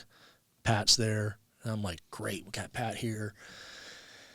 And he's like, hey, man, I spoke to the commander. I don't think we have he said we don't have helicopters coming in. And I'm like, no, we got 9 helicopters coming. He was like, I don't think so. So I'm calling my commander. I'm like, hey, dude, like, what's up with these helicopters? I got this whole mission coordinated. And he's like, yeah, I guess we're not getting them. And I was just like, what do you mean we're not getting the helicopters? He was like, I'm not getting very clear communication on what's going on. But he was like, I'm being told right now from the National Guard, we can only get a helicopter if it's basically life or death. And then they're going to go out and get the person. So we can't just have helicopters just to go out and, like, they're being tasked with other things. Yeah. But unless someone's basically dying, they won't send us a helicopter. So we have nothing organic. And I was so mad about it. I was just like, I don't understand. I thought he's like, I thought we were getting them too, but he was like, I don't have control over this. And, being a State Guard unit, at this time, no one even knew who we were. Yeah. So we're not really getting... You're not on the priority list of, like, getting assets too. Florida's giving us all the support we need. Yeah. But North Carolina they don't know who we are, right? And there was something kind of weird about that. I don't want to misspeak, but apparently we did have some Florida National Guard birds come up. Mm-hmm. But when they cross state lines, I guess they become federal birds. They're no longer tasked to the state. I got you. I didn't realize that. So we didn't have any... I wouldn't know that either. I didn't know that. So we didn't have any air assets to go do this mission. So I'm just like, what? Like, I was furious about this. At the same time, I now have cell phone service at the airfield, and we're seeing all these news clips of the baby rescue. Everyone's sharing it. It's going all over Instagram. USA Today wrote an article, and everyone's saying it's the federal government that did the rescue. And they were saying it was that I misspoke this when I was on Sean Ryan. I said Florida National Guard, but they were saying it was the North Carolina National Guard that did the rescue, and basically the Biden administration's kind of taking credit for this. And in the pictures and videos, you can see this red and gold helicopter, which it's not military. You can clearly see it's a Bell. You can see all of us in our black T-shirts that say Florida State Guard. And I was just like, this is what's going on? Like, they have time to make all this social media about this baby rescue because it's a sexy mission to put out there, but they don't have time to send us helicopters. And I'm just like... Because perception is reality. And I'm just mad them. about it. Yeah. And I'm just like, this is just so like the government. They want to pretend like they're helping, but they're not giving us any help. So now I'm already pissed off. Pat Harrigan's like, well, I'm going to go back to the Hickory Airport and try to get work over there with some helicopters. And he does. He goes up there, links up with some helicopters. He actually went and did, I think he actually did that nursing home evacuation. He hopped on board like, I think a Chinook or something and got out there. Good man. So we go out and do missions. I don't know if we were doing probably personnel pickups or something. We fly back to Marion around noon, which is usually where we'd stop and grab some food because these amazing ladies there would always drop off like pans of like banana pudding and cookies and lasagna. So we stopped off there, and they told us that, hey, if you guys need a Starlink, we have a Starlink now if you need to get on it. So I'm like, cool. Get on the Starlink, getting a bunch of messages coming in. This is all pre-video, pre-going all this viral nonsense. And my phone's ringing, and it's my business partner, Jim Boatman. and I did the title business with. He's an attorney, good guy. He actually is the one that baptized me recently. Oh, nice. I go to him for a lot of wisdom. I think Jim's only about 50, 51, but he's been through a lot of life experience. And if I need something, he's a good mentor. A very good mentor. Yeah. For especially spiritual advice and just, good husband advice, stuff like that. Guys like that are gems. He's not toxic, right? Yeah. So, and I know he's always going to put his best interest above mine with advice. So he calls me up, and he's been doing some legal work for me. And he was like, hey, man, he didn't know I was even doing the hurricane work. And he was like, hey, like your retainer balance ran out. I need you to like send a payment in. Like the county people are hitting me up. And I'm just listening to this, and I'm just like, I'm so mad, right? Because I'm just like, and I was like, Jim, I don't have time for this. And I was like, this is stupid. And I was just like, you know what? I'm just going to go online. And I went online, and I literally just put 10 grand on my credit card, and I sent it to him. I was like, there's 10 grand, just deal with it, blah, blah. And he's just like, what's going on, man? And I just start going off about what's happening. With not getting support. Mm-hmm. And I was like, man, these people are out here dying. And I was like, and I can't get to them. And I was like, if I didn't have this one civilian, like these people would be dead. And I was like, I have a whole team of operators here that can't go do work because they don't have helicopters to go get these people. And I'm just going off about it. Jim's the guy who's always told me I'll make a social media post about something. Maybe I'll say a curse word or say something inappropriate. He'll literally call me and be like, hey, you need to take that down. Like, you need to reword that. You're losing your message when you say a curse word or something. Like, that's not being a follower of Christ, as he likes to say. Yeah. And I'm just like, it's keeping you honest. Keeps me honest, which a lot of times I'm just believe me. Yeah. I'm like, this is like my dad, right? So, I'm telling him, and he goes, John, you need to make a video about this. And I was like, yeah. He goes, if everything you're telling me is what's happening, he goes, you got to get the video out there to get the help. Mm-hmm. And people need to hear it. Yeah, he's like, you got to make a video. And I said, okay, I'm going to get off the phone with you. I just thought about something. I want to take one step back. When I was at the Rutherford Airport with Pat Harrigan, and I found out I wasn't getting those helicopters, Congresswoman Anna Paulina reached out to me on Instagram, which I've had a relationship with her and her husband. She's awesome. They're both. They've been over for dinner. Okay, good. Yeah, they're great people. Her husband was a controller with me. We were at the same unit together, known him for a long time. And then I'd have interactions with her, like, if we went to like a dinner, squadron event, something like that. So me and her, my wife, we've always been in contact with each other.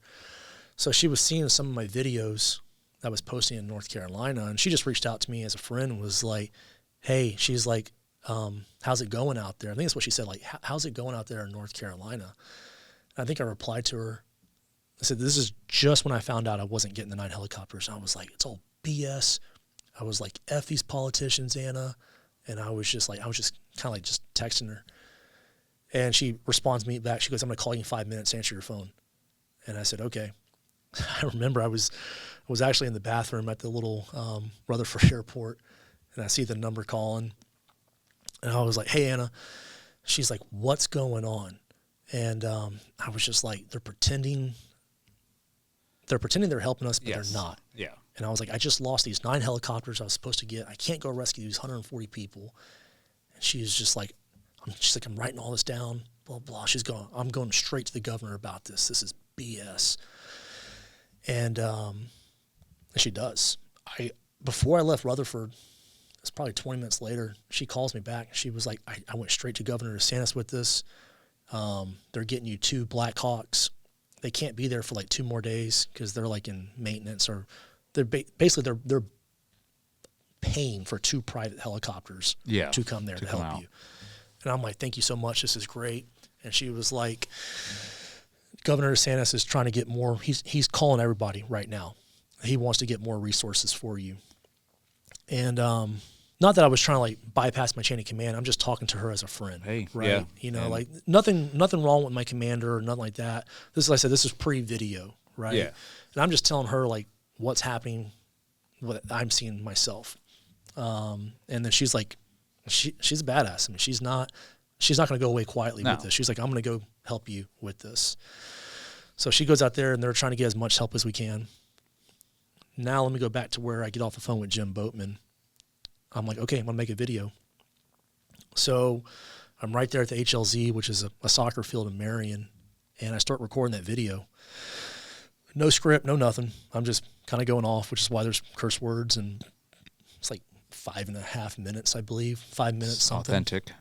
Yeah. So I made the video, and get done with it. I go on the Starlink to upload it to my Instagram, Facebook, and I'm uploading it.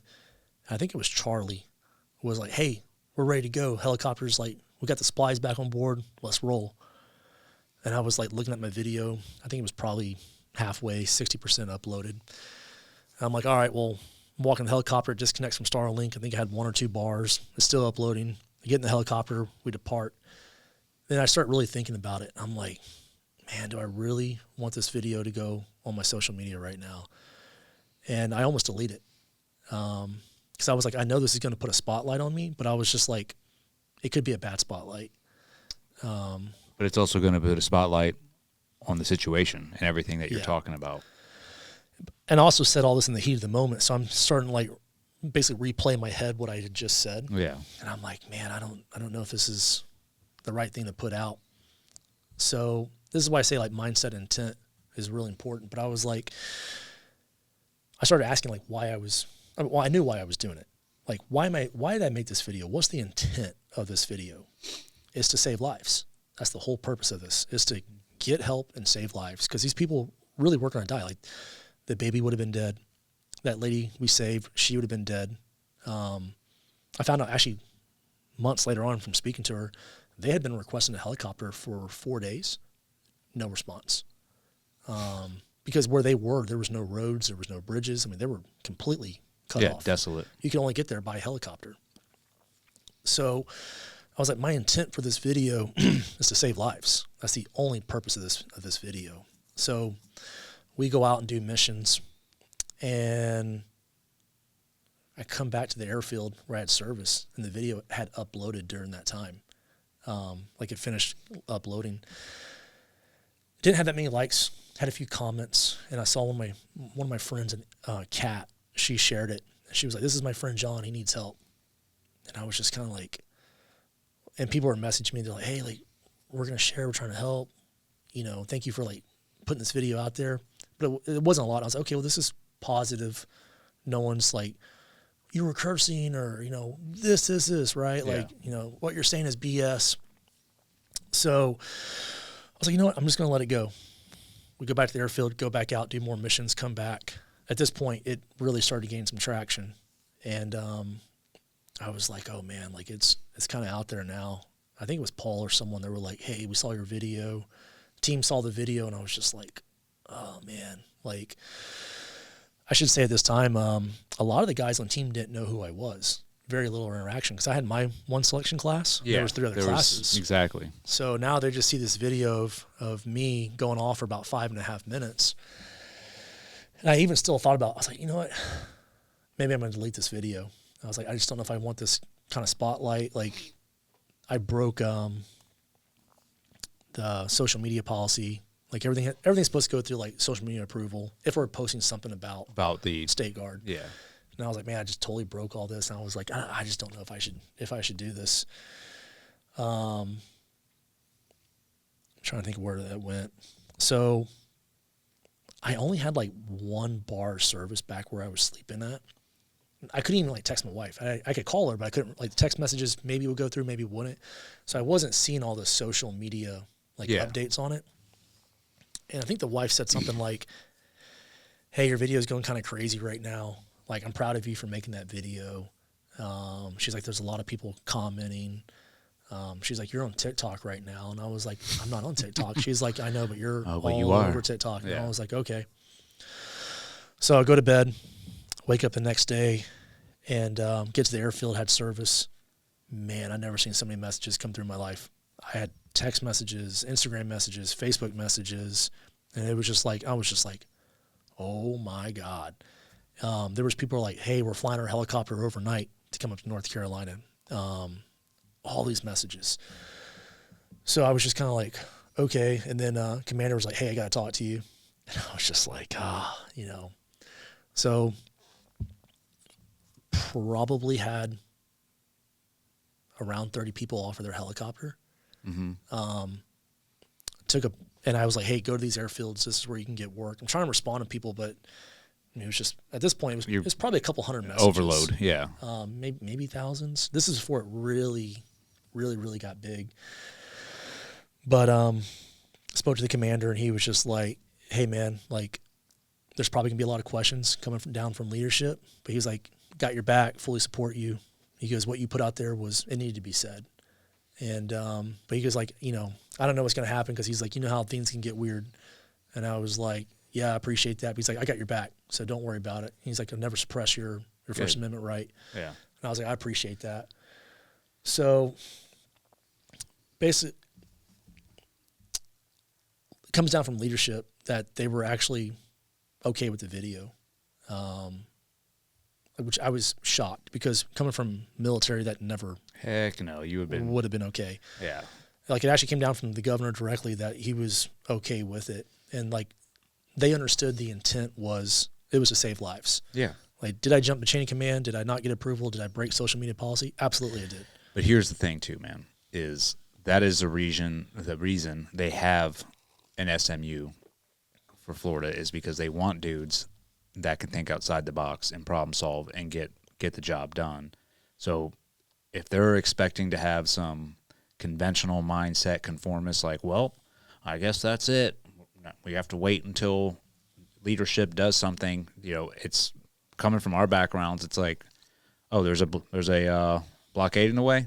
We'll find a way around it. You know, it's in any form or fashion. And honestly, in this day and age, social media is a way to get things done sometimes. Yeah. And putting stuff out there. And I think that's probably why the governor was like, yep, like this is the only way. And because in his realm too, they do the exact same thing. They go put out videos to expose or, you know, tell the people, like, this is the problem and this is what we're trying to do. And so that way the American people can get on board. And yeah.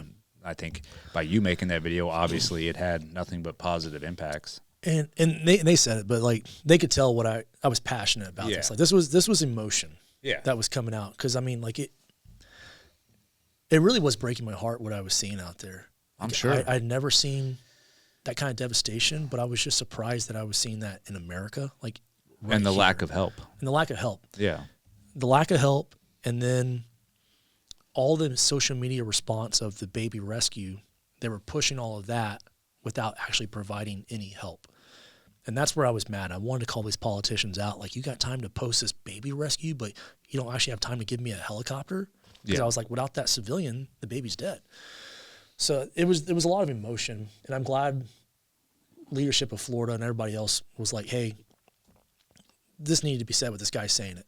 You know, probably not the preferred way we'd want it, but it needed to be done to save lives. But again, you know, what is the preferred way? That's true. You know what I mean? Like, you know, you want some inauthentic politician up there, like, blah, blah, blah. Or do you want a dude boots on the ground that's like, hey, motherfuckers, like, this is what's going on. Yeah. And you are emotional and you're pissed because you are the one actually down there doing the work.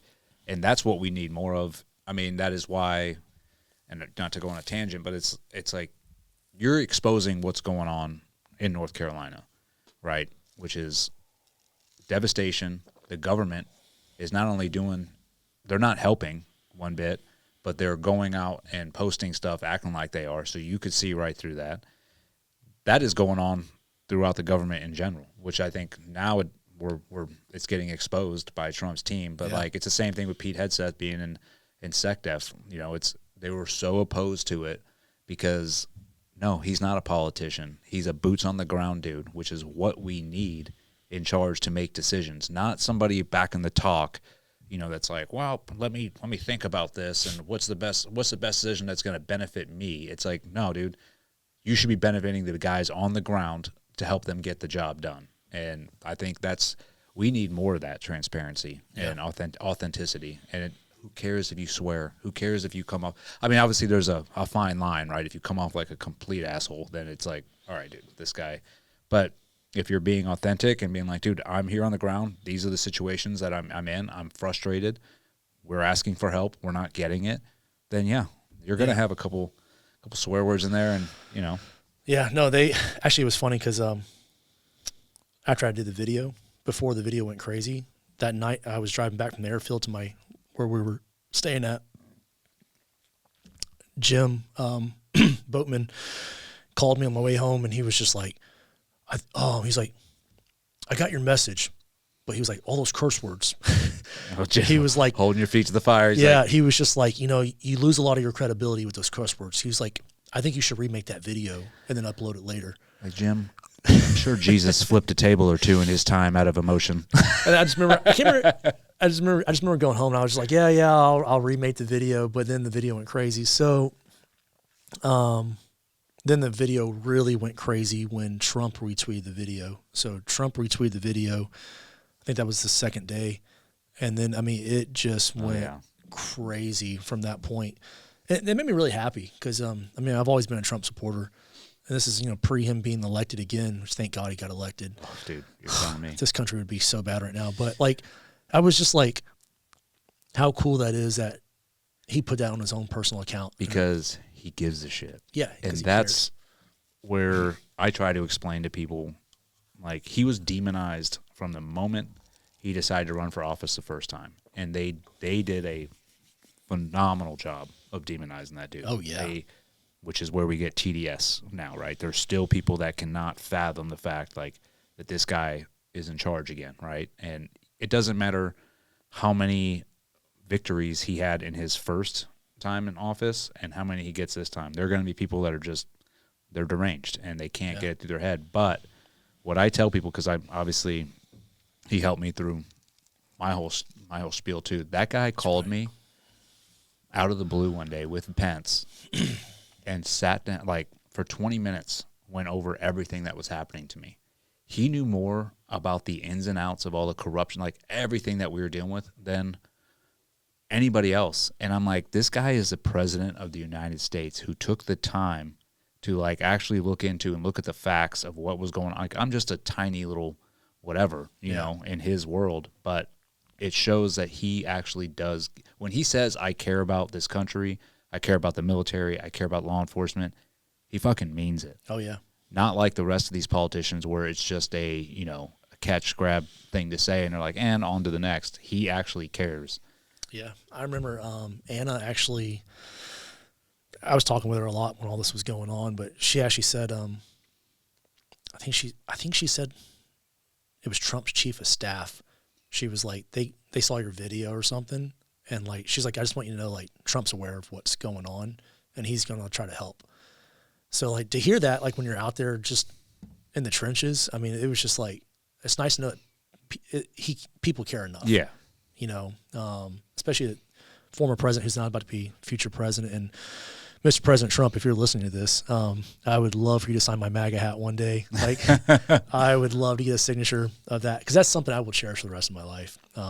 Or if you got a connection with him, I would love for him to, hopefully one day he's in Florida and he's just like, signs my hat, and I would just be like, my life's complete. The only connection I have to him is if he contacts me. Like, I don't have the, and I wouldn't like to, but I am friends with Eric, his son, who's no kidding. Oh my gosh, he's a phenomenal guy. That's awesome. He's got bigger things to worry about. But if I ever see him, you keep doing what you're doing. But if I ever just meet you in passing, I would just literally love a little signature in my hat, because it just, what that man's done for this country is amazing. Yeah, and what he's continuing to do. Yeah, it's. And I love, I used to not change that, but I hated to get on social media before all the terrible news. And now I look forward to following the Doge official account in the White House. I'm like, oh, this is amazing. Look at this. They found this corruption. I knew it. I think we needed the past 4 years. I mean, that's why I'm like, we needed Biden to be president, because imagine if Trump won the second term. None of this would have got done. It would be more of the same. He's fighting an uphill battle. Like, everybody's working against him. So I think we needed, Biden to come in, have the Democrats have their 4 years. And it's like, do you see? Yeah. Like, this is the direction that they want to go in, and it's obviously ruining our country. And now we're able to get the team to come in, expose all of it, and start making the changes Yeah. to get our country back on track. Oh, 100%. Yeah. Yeah. So to go back to the video with the intent and mindset, once North Carolina got all done, I mean, at that point it was everywhere. Sean Ryan show was done. I'll take it back. It wasn't. I had just done it. I'm back in Florida for Hurricane Milton. I literally went from Sean Ryan show, me and Charlie, then we flew straight down right to the Defuniak Airport where the plane is, and I went straight into Stronghold to link up with the team. And at this point, the team's all kind of like making little jokes, Yeah, like, you know, like, oh, there's celebrity Instagram boy, yeah. and, you know, I was just like, you know. But I wanted to address my team about it. So I asked the commander, I was like, hey, do you mind if I address the team after our hurricane briefing for Milton? I was like, I just want to talk to them because I don't want this to get out of control. Yeah. And I don't want this to become an Instagram unit. To become the norm. Yeah. Yeah. So I got up in front of the team, and I said, a lot of these guys I didn't know. And I was just like, look, guys, I said, some of you guys know me, some of you don't. I said, for the ones that don't know me, I said, I just want you to know my mindset behind this. And, you know, it was to save lives and prevent death. But I was like, I don't want no one to think it was for, you know, fame or money. And that's when I started telling them about, like, my professional business life. I was like, I'm not looking for, like, a monetary value out of this. You're like, I don't need it. Yeah. I was like, I just want to erase any doubt or trying to social media fame. I'm not trying to get a blue check mark to my name. But I was like, this is what I was seeing out there, and this is why I made that video. And I said, what I don't want to happen is I don't want this to become basically an Instagram unit where everyone's making videos about something. Yeah. Unless you have to for literally a life or death situation. But I don't want everyone just making updates like, hey, guys, breaking news. This is what the team is doing now. Yeah. Because at this point, I don't know how many messages we were getting about people wanting to come join the unit. And that was kind of a fear. I'm like, hey, I was like, and I said this, I said, there's a lot of guys that are going to apply to this unit now, to the SMU. And there's going to be a lot of bad characters who are just coming here to build a social media following. And I said, I want to make sure we prevent that. So I was like, you guys aren't going to see a bunch of crazy videos from me no more. I was like, that's not going to happen unless someone's actually dying. But I was like, I said, I don't really care what other people think, but I said, it's really important to me that my team here understands my thought process, because I don't want you guys to distrust me or have any doubt. So I was like, just want you to understand that. It's good. It's good that you briefed them like that too. I mean, yeah. This was in a quiet room like this. Yeah. You know, it wasn't publicly done or anything. It was just table conference room.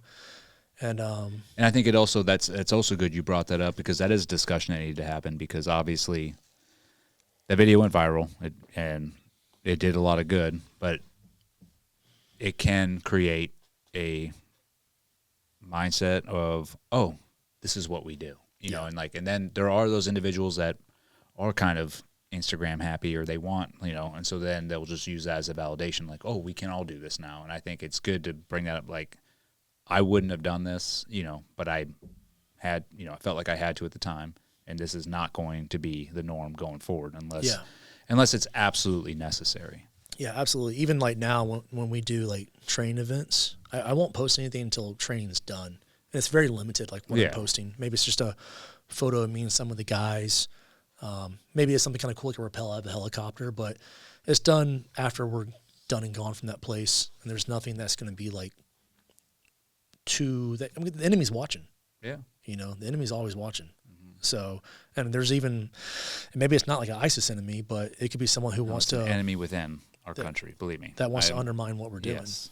Cause doubt. You know, these people are. There's going to be people out there that are going to demonize the Florida State Guard. And that's real. I mean, when the idea was originated, it's originated with political intent behind it, right? Yeah. Like, I think DeSantis was like, hey, I'm done asking the federal government for help because they're completely not on our side. It was proven. So he's like, I'm going to create my own so I don't have to depend on the federal government to get things done here. Like, we can have our own unit, which I think is a phenomenal job. Yeah. But because it had political intent behind it, the other side is your enemy, and they are going to find ways to, like, oh, see what they're doing here, and they'll and that was also part of the selection thing too. I remember putting out is like, yeah, you guys are going to be, if they send you guys in as Ron's little special operation unit, you better believe there's people there looking to destroy it. And they're going to look for any excuse they have, which is why it's so important to be professional on everything that you do. You are going to be filmed more than any other place you've been to, and there are people there that are going to try and pick you apart to destroy what you guys have built. Yeah, no, absolutely. I will say on all the messages I got, I'd probably say 90% of them were positive. Yeah. Even from like very left-wing liberals, especially a lot right there in Nashville. They're just like, I cannot believe what's happening here. They're like, I didn't know this was happening just 10 miles down the road, because a lot of the information wasn't put out there. But then I was getting those crazy messages from people. I mean, I had people sending me, of course, they wouldn't send it from like a real account, but they would send me like my home address. And they're like, I'm going to kill you and your wife. Yeah, oh yeah. And I was just like, I actually responded to it. I was like, why would you want to do that? And they're like, because you're spreading misinformation. And they're like, you're an undercover Russian agent working for MAGA. And I was just like, I was having a conversation with this person who was just like a bot account or whatever, but I was just like, I'm born in Louisiana. I'm raised in Texas. I live in Florida. I was in the military. I'm like, what makes you think I'm a Russian agent? And they're like, I know you're working for Russia to undermine the election. And they're like, your videos are AI. Yeah. I was just like, what? In between screaming for their mom to make the meatloaf in their basement. Ma! Yeah, it was just, I'm doing important stuff down here. It was like really shocking to me. I think I only received 2 death threats.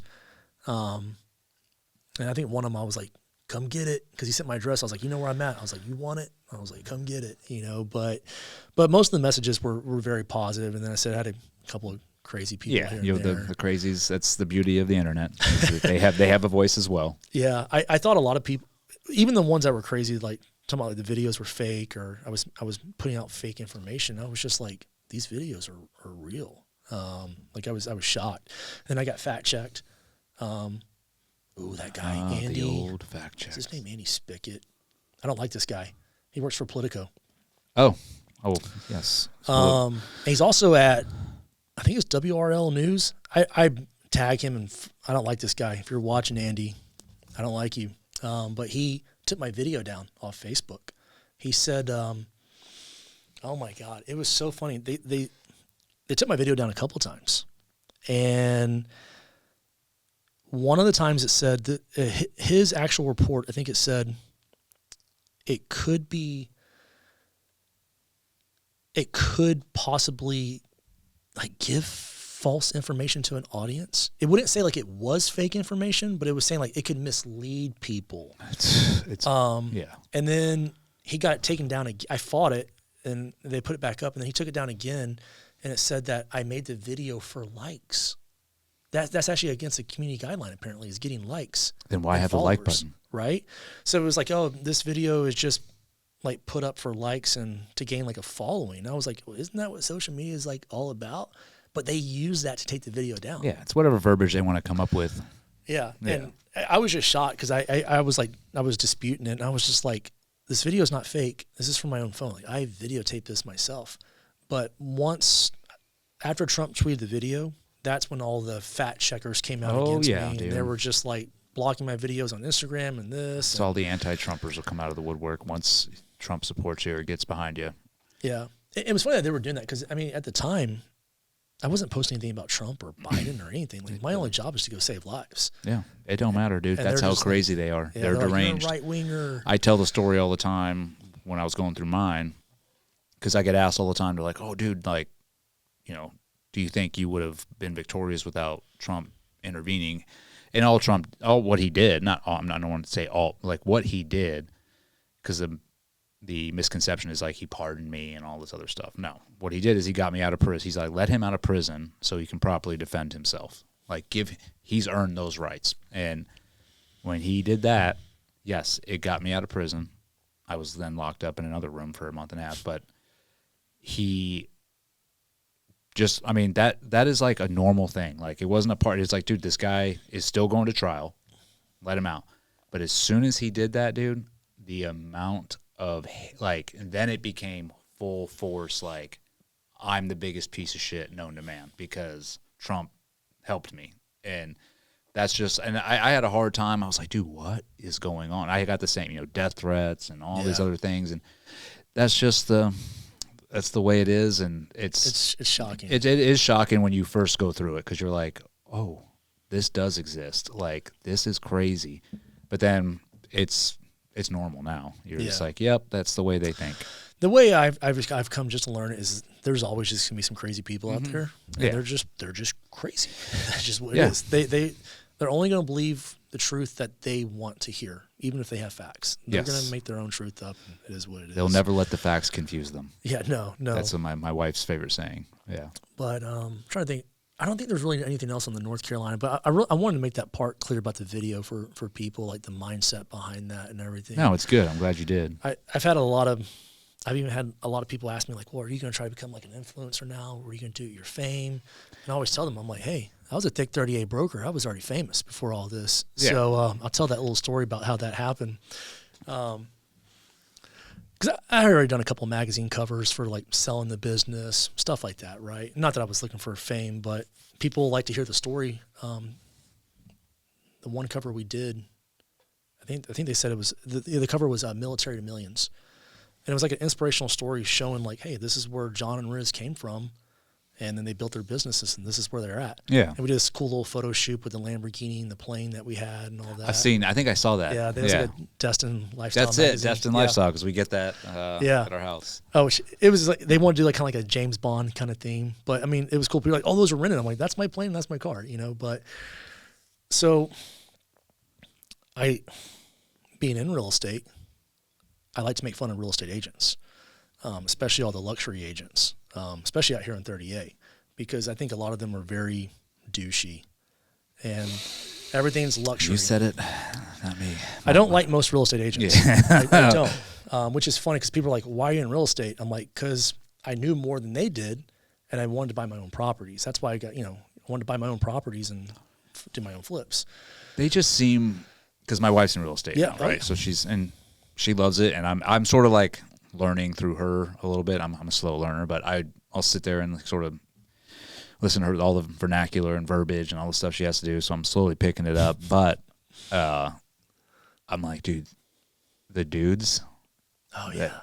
And here's the thing, man. I'm not gonna hate on them. I'm like, they're just different, man. I'm like, it's the fakeness. It's fake. It's all like these interactions are always like it's a business transaction or something like it. What am I going to get from you? And I sniff that out within seconds, and I hate it. Like, there's no. But I do understand that's business world, and that's the way these people think. But I'm like, dude, I can't. And then half the time, dude, there's some cocky ones, bro, that are like, and they're successful, and they're like, they got a lot of money, and they walk around and act like it. And in my mind, I'm like, bro, I could take everything from you right now if I wanted to. But that's where we come from. It's like, I don't care how much money you have. Like, are you a good person? Yeah. What is your character? Can I trust you? Yeah. Can I trust you? Yeah. And I'll say that the trust factor, I don't, just from the way they act, I'm like, I don't trust you. I don't trust you around my wife. I don't trust you, and that's one of the most coveted things to me. But at the same time, I don't spend too much time I'm just like, they are the way they are. And it's two different breeds. It's something I hope changes. I hope that people see like the agents I have, like you had Kevin on the show. He's in my brokerage. Lila Birthday, Surf Brigade. And I hope people will see people like him awesome. or me. They're like, hey, I don't have to be this way in real estate, right? Because like you said about trusting your wife, I always say to be in my inner circle, I have to trust you with my life and my wife. Mm-hmm. That's the only way. And I don't mean like, what if I'm at a restaurant and I go to the bathroom? I need to make sure if a gunman comes through that door, you're going to be able to like grab her and take her out while maybe I'm in the bathroom or something, right? Like, and also need to make sure like if I'm deployed, you're not going to try to go smooching my wife, right? So trust me with my life, right? That's how you get my inner circle. In the teams, it was trust me with your life, but not your money or your wife. That was the era that when I came in, it was from that movie Navy SEALs, but it was like, dude, there's some people that they're like that. You're like, ugh, and that's I don't trust you one bit. If I can't leave you around my family, and I have like concerns about it, then no, you're not in my circle, dude. Yeah. So a lot of the guys, especially in real estate, very fake, right? They think the only way to get business is to look a certain part. And like when I talk to other agents or just people, I say I don't network, I build relationships because I truly am interested in the person. Like I want to get to know these people, not just a transactional work, right? And what I see a lot in real estate is people like, oh, I got my little Gucci belt on, my little $800 pants. I'm wearing a $3,000 outfit. Here's my leased Range Rover or my, leased BMW. I have to project a certain image. Yeah, while I live in an apartment with 3 other people. Yeah. But on Instagram, you would think I'm a multi-millionaire. Falling out of control. And the only houses I show on my Instagram are Seaside and Rosemary and Hallie's. And maybe in reality, I'm only selling some empty lots for a couple $100,000. So I don't like a lot of these agents. I just don't think they're good people.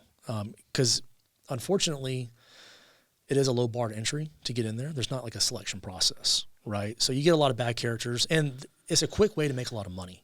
It really is. So it's an easy way to get in. And as my first broker told me, said most of the people in real estate come from a failed profession or like a failed relationship, and they're trying to start their life over. Yeah.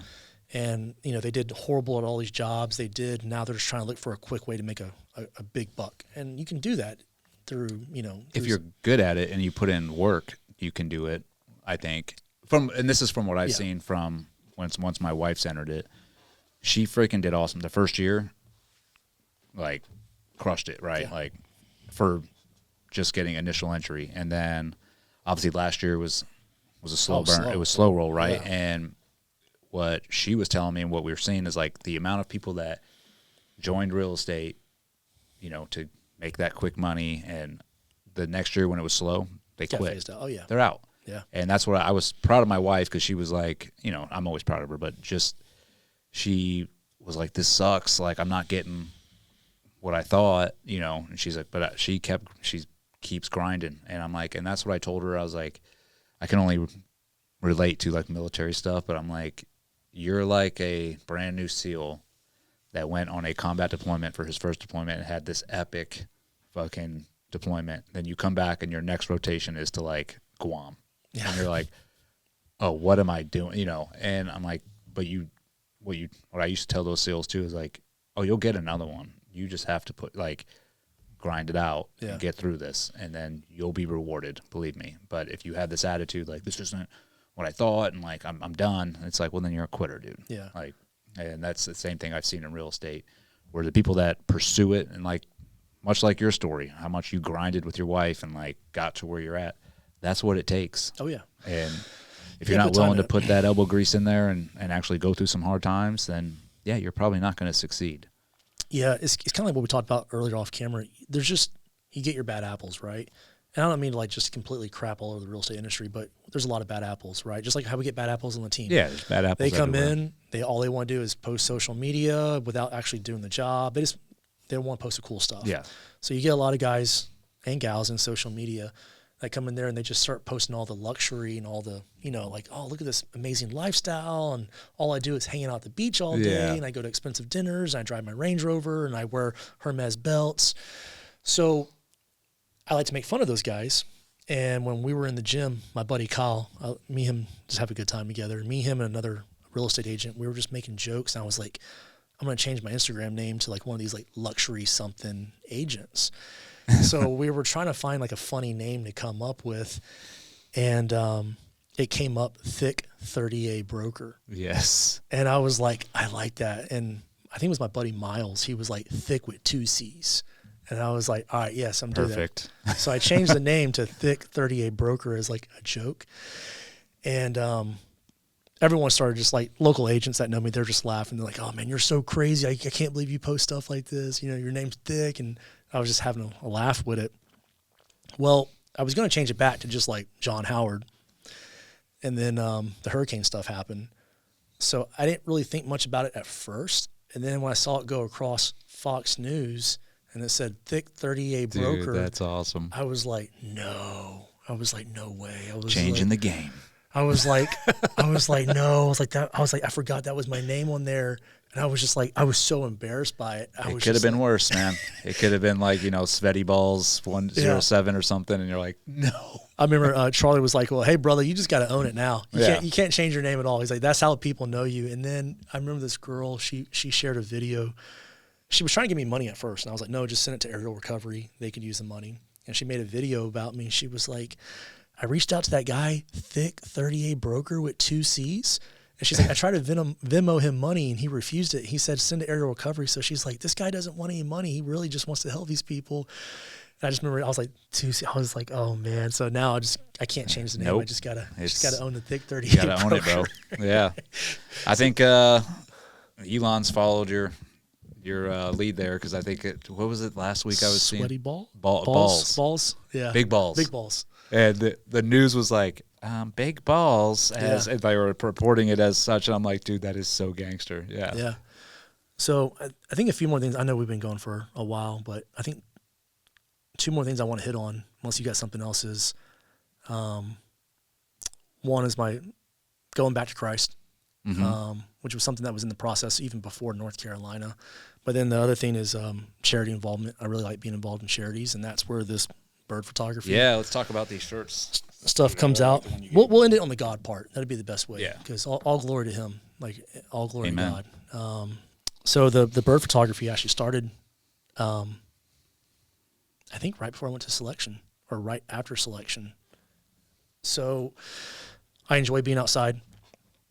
A lot of my stories on my social media are just like showcasing being out in the water, in the bay, whatever it is. Yeah. A lot of nature stuff.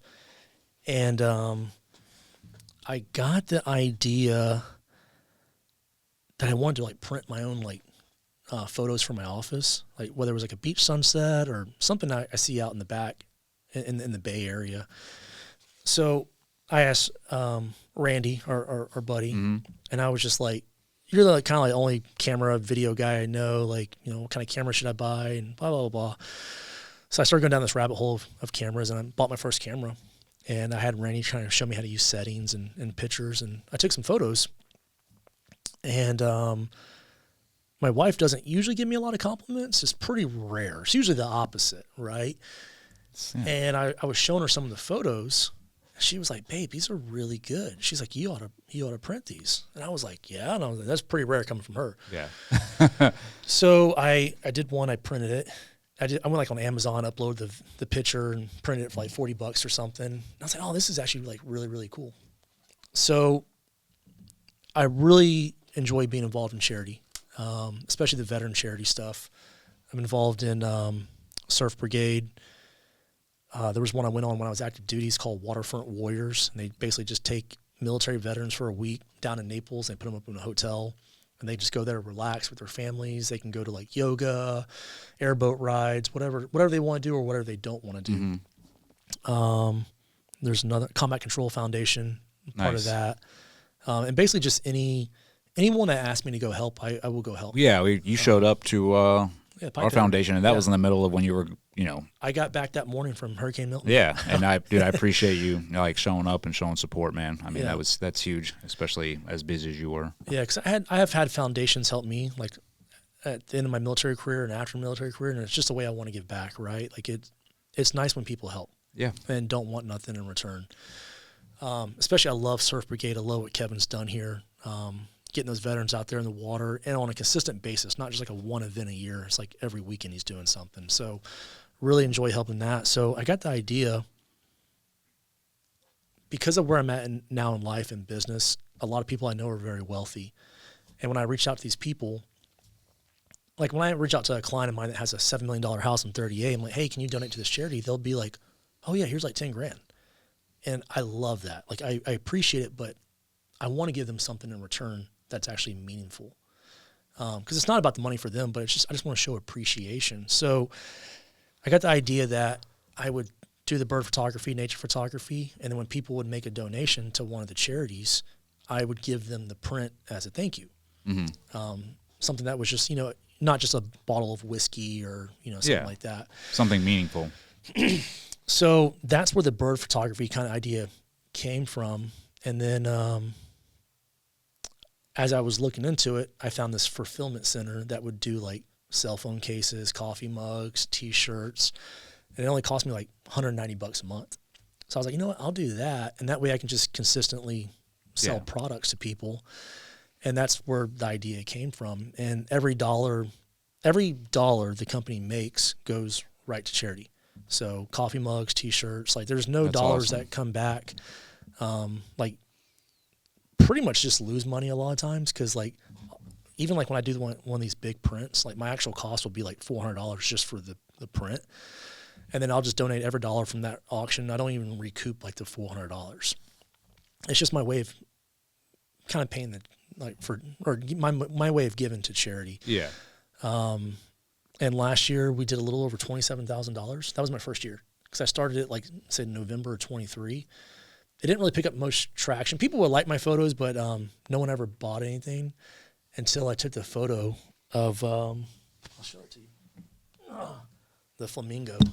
That's right. Dude, that's sick. That was my flamingo one. And then the shirt, but I took that when I was in Chile last year. I always got to pronounce it Chile because when I say Chile, people are like, it's not Chile, you know. But I took that photo last year, and there was a military couple out in Navarre from a rainstorm. Their house flooded, and I was like, well, I'm going to auction the print. I'll sign it, the first one. And it went for $1,000. One of my friends I actually went to law school with out in Jacksonville, they bought it for their law office. Oh, nice. And that flamingo print is kind of like what got me on board because no one else really cared for my prints.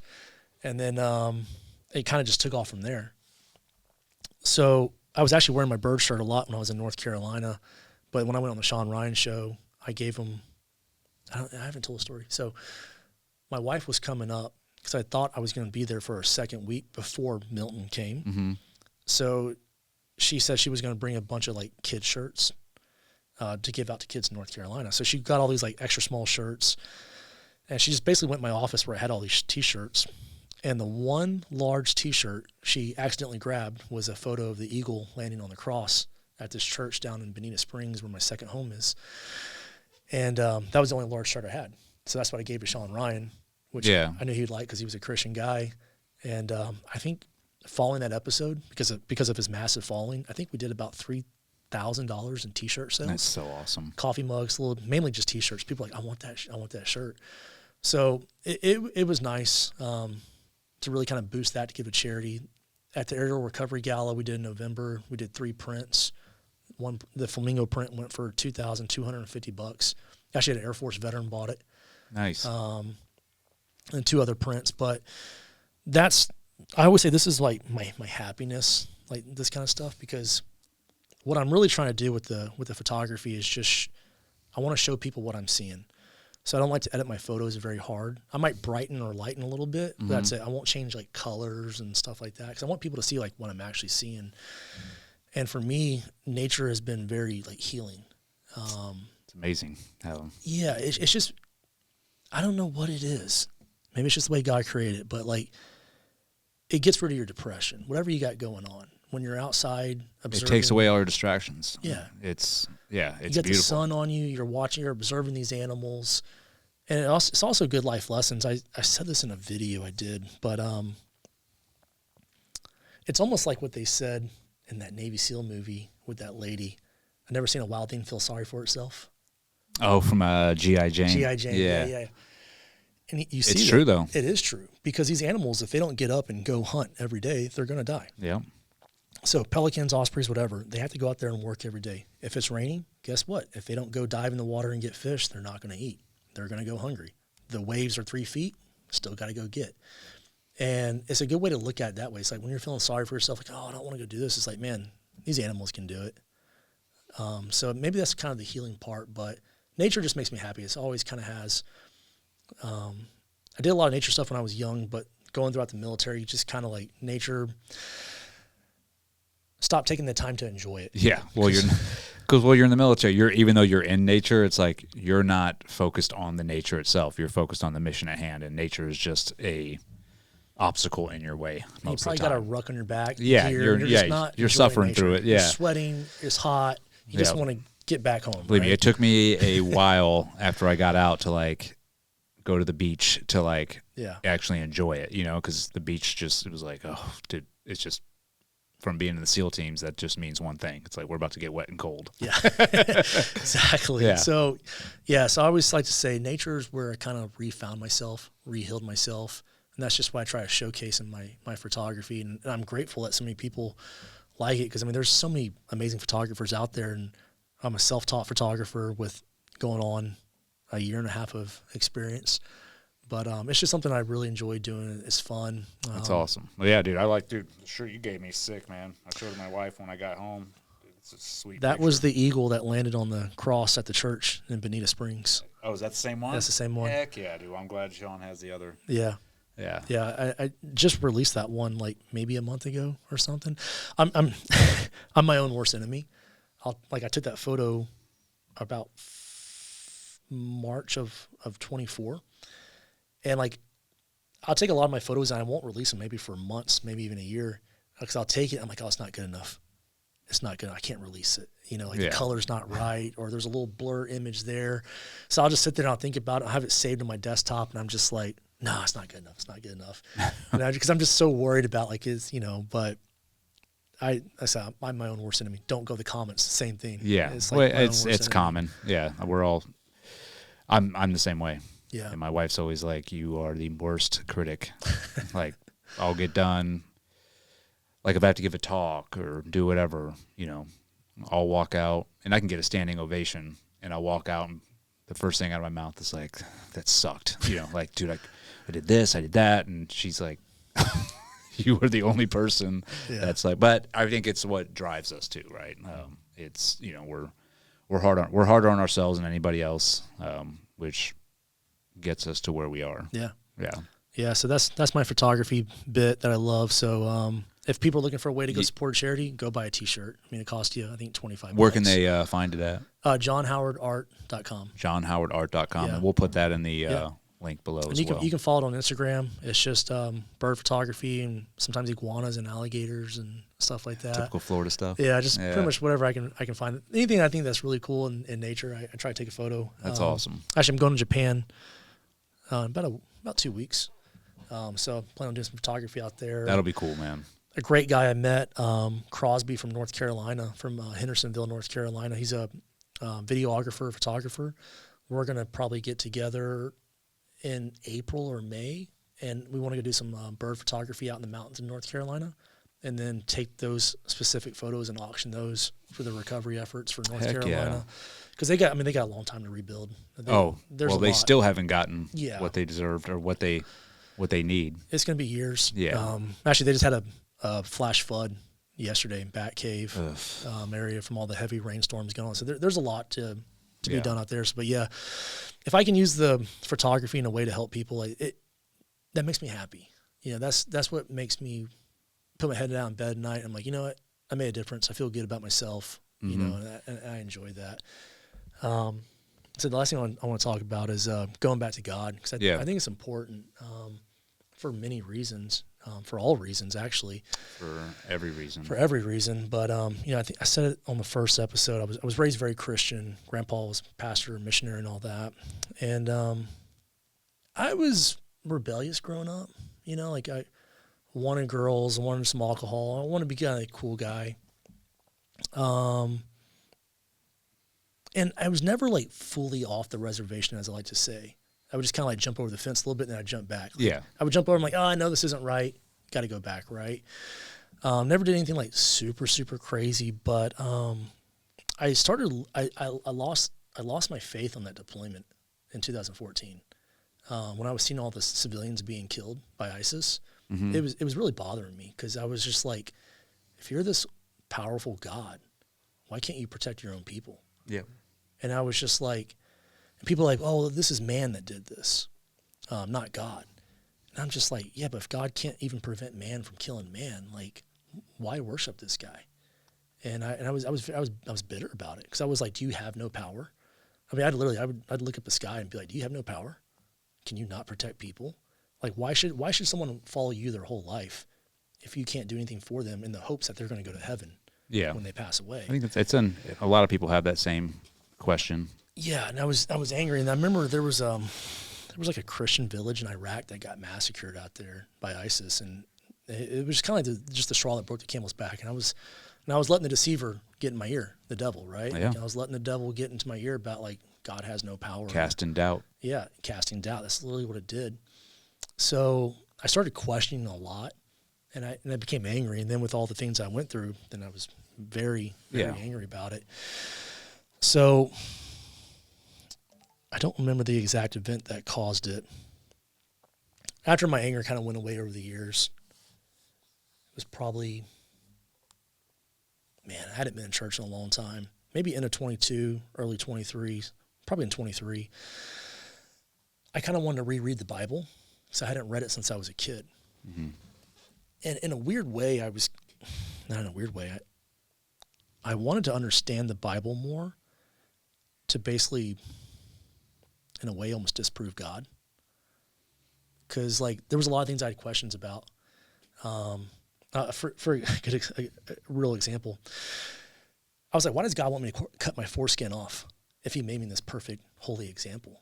Like, why is that in the Bible? I was just like, this is really weird to me. I'm like, is that God or is that man? So I'm like, why would God want us to go, like, kill these people and literally collect their foreskins? I'm like, that's what God wants? I'm like, that's weird. So I was putting all this doubt in my head about if he was real. And I was kind of like rereading the Bible. I don't remember exactly what it was. Like I said, almost in a way I was trying to disprove God to myself. Mm-hmm.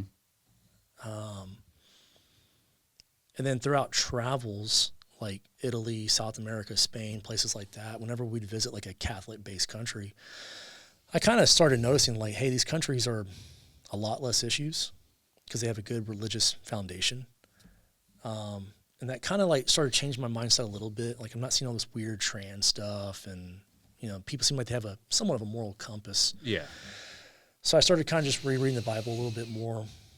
And then I started praying a little bit, more in a way of like asking God if, like, hey, if you're exist, real, kind of like, I need to see something. I need to feel something. Yeah, show me a sign. Yeah, like that's just kind of how I am. I need a little something. Show me a shooting star go across the sky or something like that, right? And I never got nothing like that. He was like, he's not going to prove himself to me. But when I started rereading the Bible, I could start to feel it a little bit, and not like John, this is God, you know. But I would kind of feel some things. I'd read something that would kind of like, man, like, you know, this is kind of hitting a core. And it's also bringing back memories from all these Bible stories I had from a kid and stuff. And I think really what it came down to was, I was like, you know what? I want to be a better man.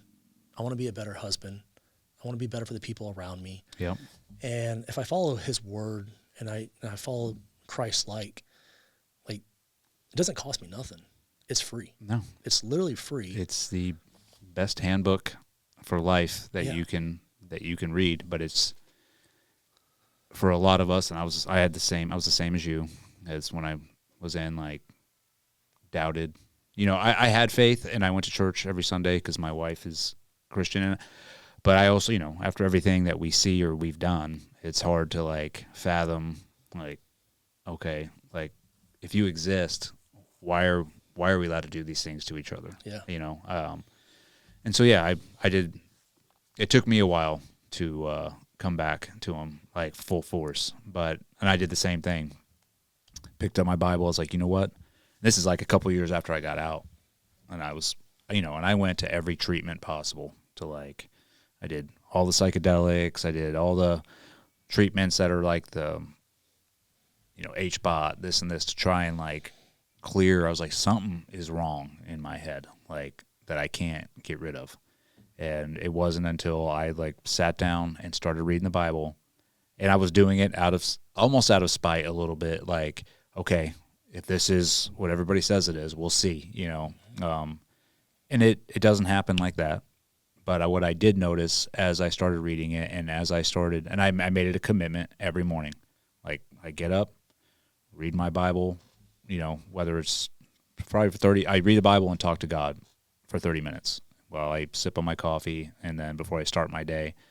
And what I noticed is I started feeling like myself again. Like, I was like, I could just feel his presence with me. And it wasn't, and then what I tell people, I'm like, dude, it's not like all of your worries go away or all the things in life that it throws at you go away. But for me, he gave me the strength to persevere through it and not to go through it with a negative attitude, to be able to, like, take the time and sit back and look at like all right, what is actually going on here before I make a human judgment and start acting in an emotional manner, right? And that's what, I mean, he's done to me. And it's also the devil is, if you believe in God, you have to believe in the devil. Yep. The devil exists as well, and he is constantly looking for ways in. And you slip up and you give him that one little inch, he's going to take a mile. And next thing you know,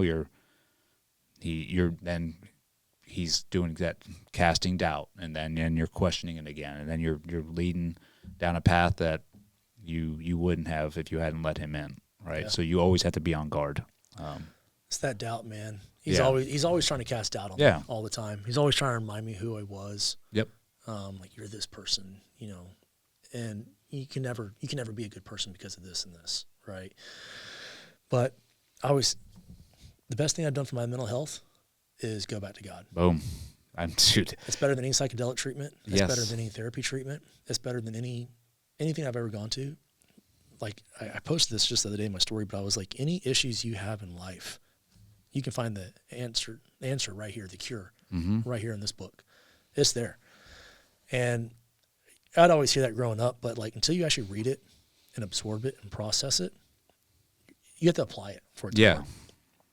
So another thing that brought me back during that time was seeing how crazy the world was going. All this like evilness in the world, especially under the Biden administration, all this evilness, pedophile, and all this weird shit. Yeah, right? It's insanity. I was just like, man, it felt more like a spiritual battle. That's what we are in. And I was just like, this isn't left and right. This is literally evil versus wrong. And I was just kind of like, I know I don't want to be on that side of the fence. I want to be on this side. So that's what started bringing it back. So I started reading the Bible more. And I said I was trying to almost disprove God or try to get some like validation that he was real. And I don't remember exactly when it was, but at some point in my life, sometime last summer-ish, I was like, you know what? I'm going to stop trying to just disprove you or get a concrete answer. I'm just going to surrender it over to you. I'll just surrender it over to you and see what happens. Like, I'm not going to try to go out there and try to find that you're real or not real. And that was the moment I asked God to go back into my life. And I think that's when I actually got, I could actually feel him for real. Yeah. When I surrendered instead of trying to find the correct answer. That's when I actually felt his presence again in my life.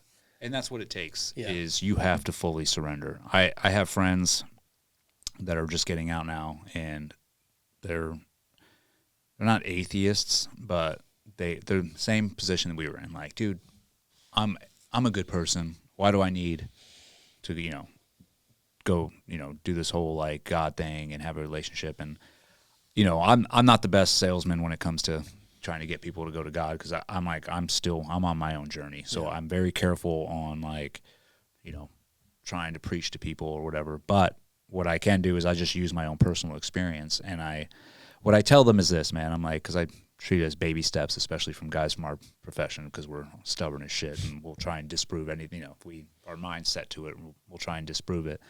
I'm just like, dude, just give this. You don't have to believe. I'm like, but do this for me. I'm like, talk to him in the morning. Just give him 10 minutes of your time, 5 minutes of your time.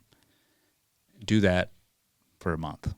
Just make 5 minutes out of your day, 10 minutes out of your day, do it. And then I was like, tell me when you come back from a month after doing that, if things have changed in your life or if anything. And I've had 2 of them. They're like, dude, my life has been changed in this past month. And because it's like you're allowing him to enter your life. Now the next step is completely surrendering to him, everything. And that's what's hard for people to do, is like surrender your finances, surrender your marriage, surrender all of it to him. And I was like, I guarantee you it will grow to where you couldn't even imagine. Yeah.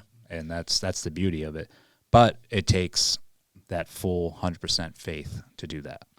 That's what it was. The moment I stopped trying to control everything, just say, it's in your hands, that's when I actually could feel his presence. Because he's like, now you're fully committed. I'll say a big thing. I've only been doing this for probably a month. first thing I do in the morning, at night, I usually have my phone out. So now I make it a point. The first thing I do in the morning and before bed is I pull up the Bible app I have. And they actually have like almost like an Instagram story where it's like a new scripture. And I do that, or I'll actually read parts of the Bible that I've never read, and I'll read that. That's how I start my day now. So the first thing I do at starting my day is with the Bible, and then before bed, I end it with the Bible. Perfect. And I can't tell you how much that has done for me instead of just watching like stupid videos on Instagram or Facebook. Yeah, it's all garbage for your mind. Yeah. I think I actually probably sleep better now that I think about that. I probably actually do sleep better. But, yeah, so got back into God over the summer of last year. Then I asked Jim Boatman, my partner, I wanted him to baptize me. And we kept trying to link up because he's down in Naples and I was up here. So we're always trying to link up. But he's like, I got this going on, or I got this going on. I could just never make it work.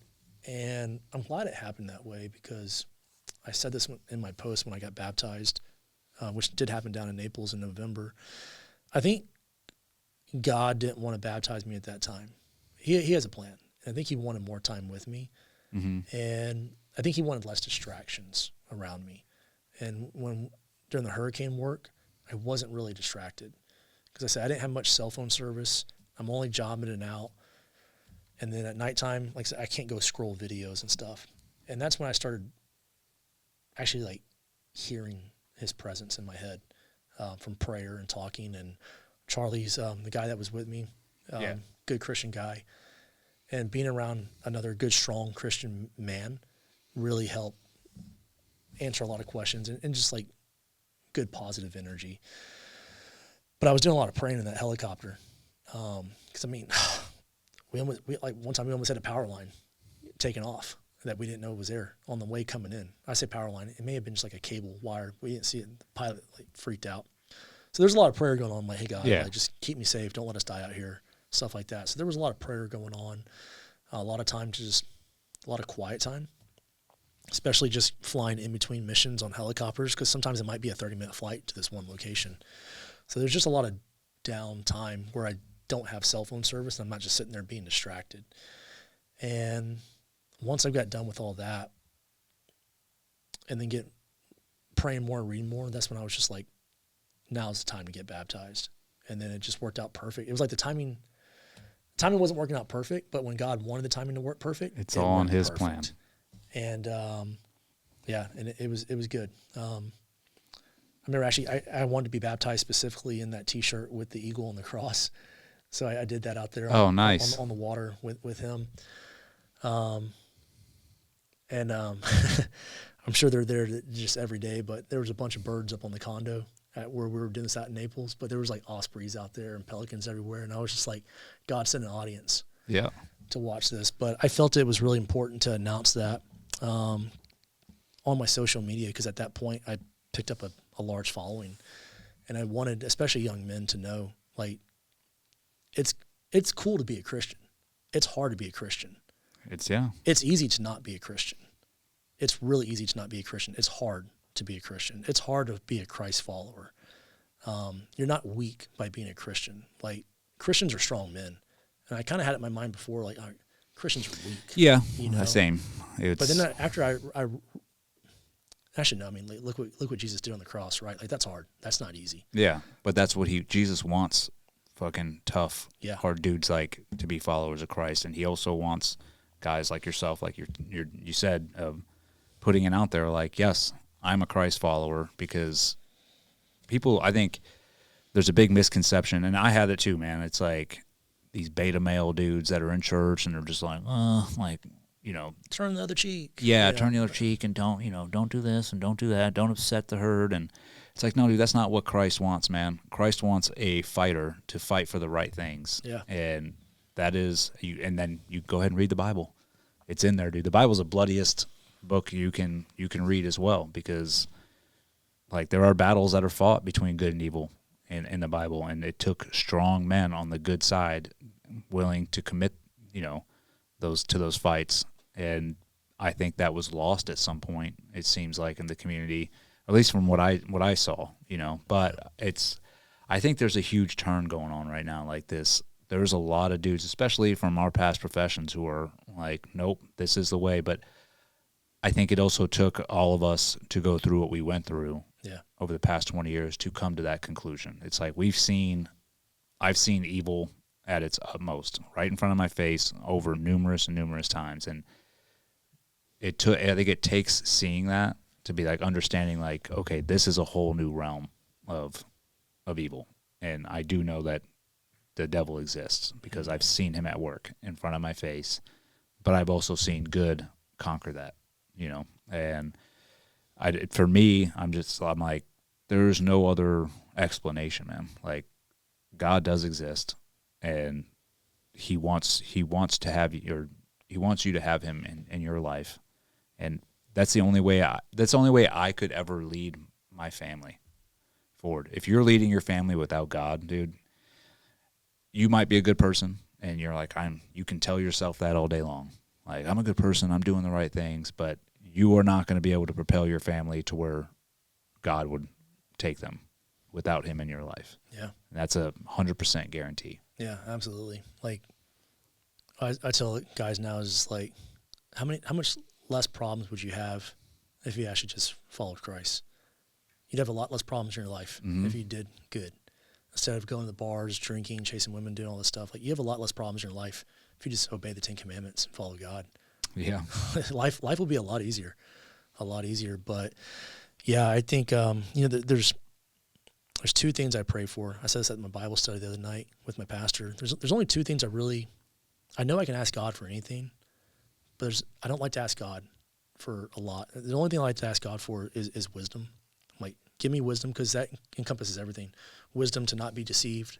Yep. Wisdom to do the right thing. Wisdom to make the right choices. But what I tell God is, like, give me the battles, right? Like, I don't want to sit there and like, hey, God, make me rich. Hey, God, give me this jet. Hey, God, if you just do this, I promise I'll be a better person. Yeah. Like, God. And when I say battles, I'm not trying to sound like some tough macho guy. I'm like, whatever that is, maybe that battle is just talking to another young man about him. Yeah. It doesn't have to be like a physical thing. Just like, God, whatever you want me to do, just tell me. Use me. Like, use me. I'm your servant now. Like, that's all I want. All I want is the wisdom and to go do what you want. Yeah. Nothing else. I'm not asking God for a trip to here or this or make me a billionaire. Like, just do what you want with me. Like, I'm your servant. I'm your dog. I'm literally your sheepdog. Tell me what you want me to do. And for me, that's the right relationship I like to have with God. And, man, I enjoy it. Like, I'll literally get down on my hands and knees on my dock when it's like stars out, moon's out. And I just tell God, like, hey, I'm here. Maybe he tells me something, maybe he doesn't. Maybe he just wants to see if I'm still going to stay committed to him for 10 more years before he gives me a battle, whatever it is. But he has plans. That's what's that saying? It's like, if you want to make God laugh, go ahead and tell him your plans. That's the I've truth. Never heard that. Yeah. And he's like, all right, but yeah, and that's what it takes, is just like, exactly. And I do the same. I have the same prayer every morning, man. It's, wisdom, confidence, give me, and then just help me in every decision I make. I'm putting him first. Yeah.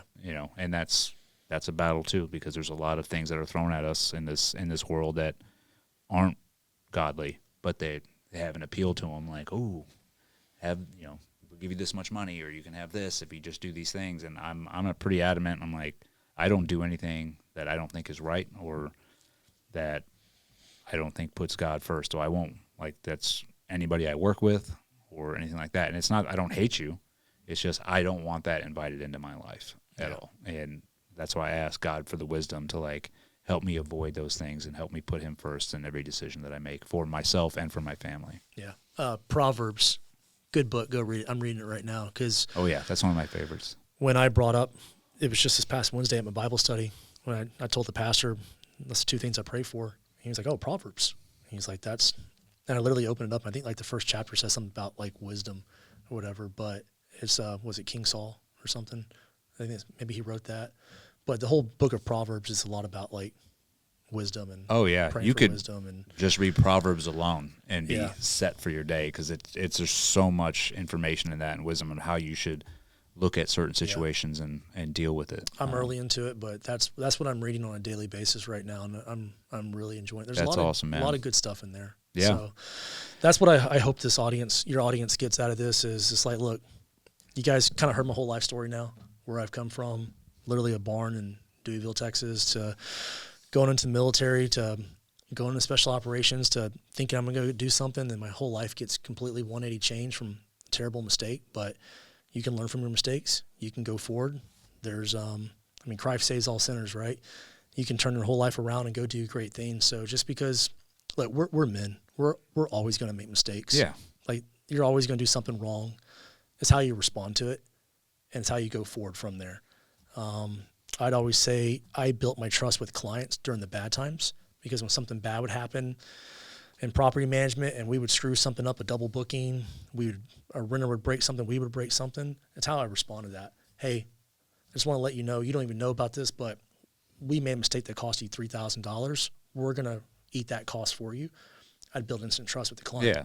It's the same thing. It's like how you respond in the bad times is how you're going to go forward. Mm-hmm. You know, it's not always going to be good times. So, like, for everyone that's listening to it, it's like, do the right thing, go forward, do it with integrity, do it with honesty, surrender your life to God. And I'm telling you, things will go the way. Yep. Count it all joy when you fall into various trials. God's that's got a one of plan my for favorites. everybody. Yeah, and he does. Well, dude, that's awesome to hear, man. I'm glad that we ended on that note as well, man, because I think that's the most important thing that we've talked about. Even though you have I think you have an incredible story, man. I've like telling my wife about your story from our episode the other day. I'm just like, dude, I really love like the success story too, man, of from where you came from, and then getting the special operations and having all that happen, but then to see where you are now, I'm like, it should be inspirational to anybody, but also to what's most important to me is like veterans, active duty dudes, because a lot of them struggle, and a lot of them sort of get this woe is me attitude, and it's like, dude, look at you came from being betrayed by your own command and by what you truly believed in, and you overcame that, and you were successful, and now you're back to doing unconditional work, trying to help others. And I think, and that's what life's all about, right? Like, that's, to me, is success is, yes, do you need money? For sure. You need that to survive. But it's like, if you are doing things to help others unconditionally, I'm like, that is where you're getting your true purpose, in life. And I think it's awesome, man, that, that you're continuing to do that, especially after all the success you've had, because you could easily just go away into the sun. Like, I'm going to do whatever I want to do the rest of my life, and you're not making that choice. The choice you're making is to help others, which is a godly thing to do. So it's awesome, man. Where can so obviously Thick 38 Broker on the gram. Thick 38 Broker with 2 C's Yep. on the gram. I think on Facebook it's just Jonathan Howard. I do have an X account. I'm not on there much. Me either. I'm just not. I'm mainly just on Instagram. But Same. I keep it. I have enough to deal with that. I can't. Yes. I don't know how people do multiple Yeah. platforms. Yeah, that's where I'm at. And then once again, the art. It's John Howard Art. JON. Yes. HowardArt.com. And we'll put all those below when these episodes come out, man. Yeah. Dude, this was an awesome 2-part series, dude. You're a phenomenal person to talk to, dude. You have an incredible story. You're a good man, good human being, dude. I appreciate you coming out. Yeah, thanks, man. All right. Out. Awesome.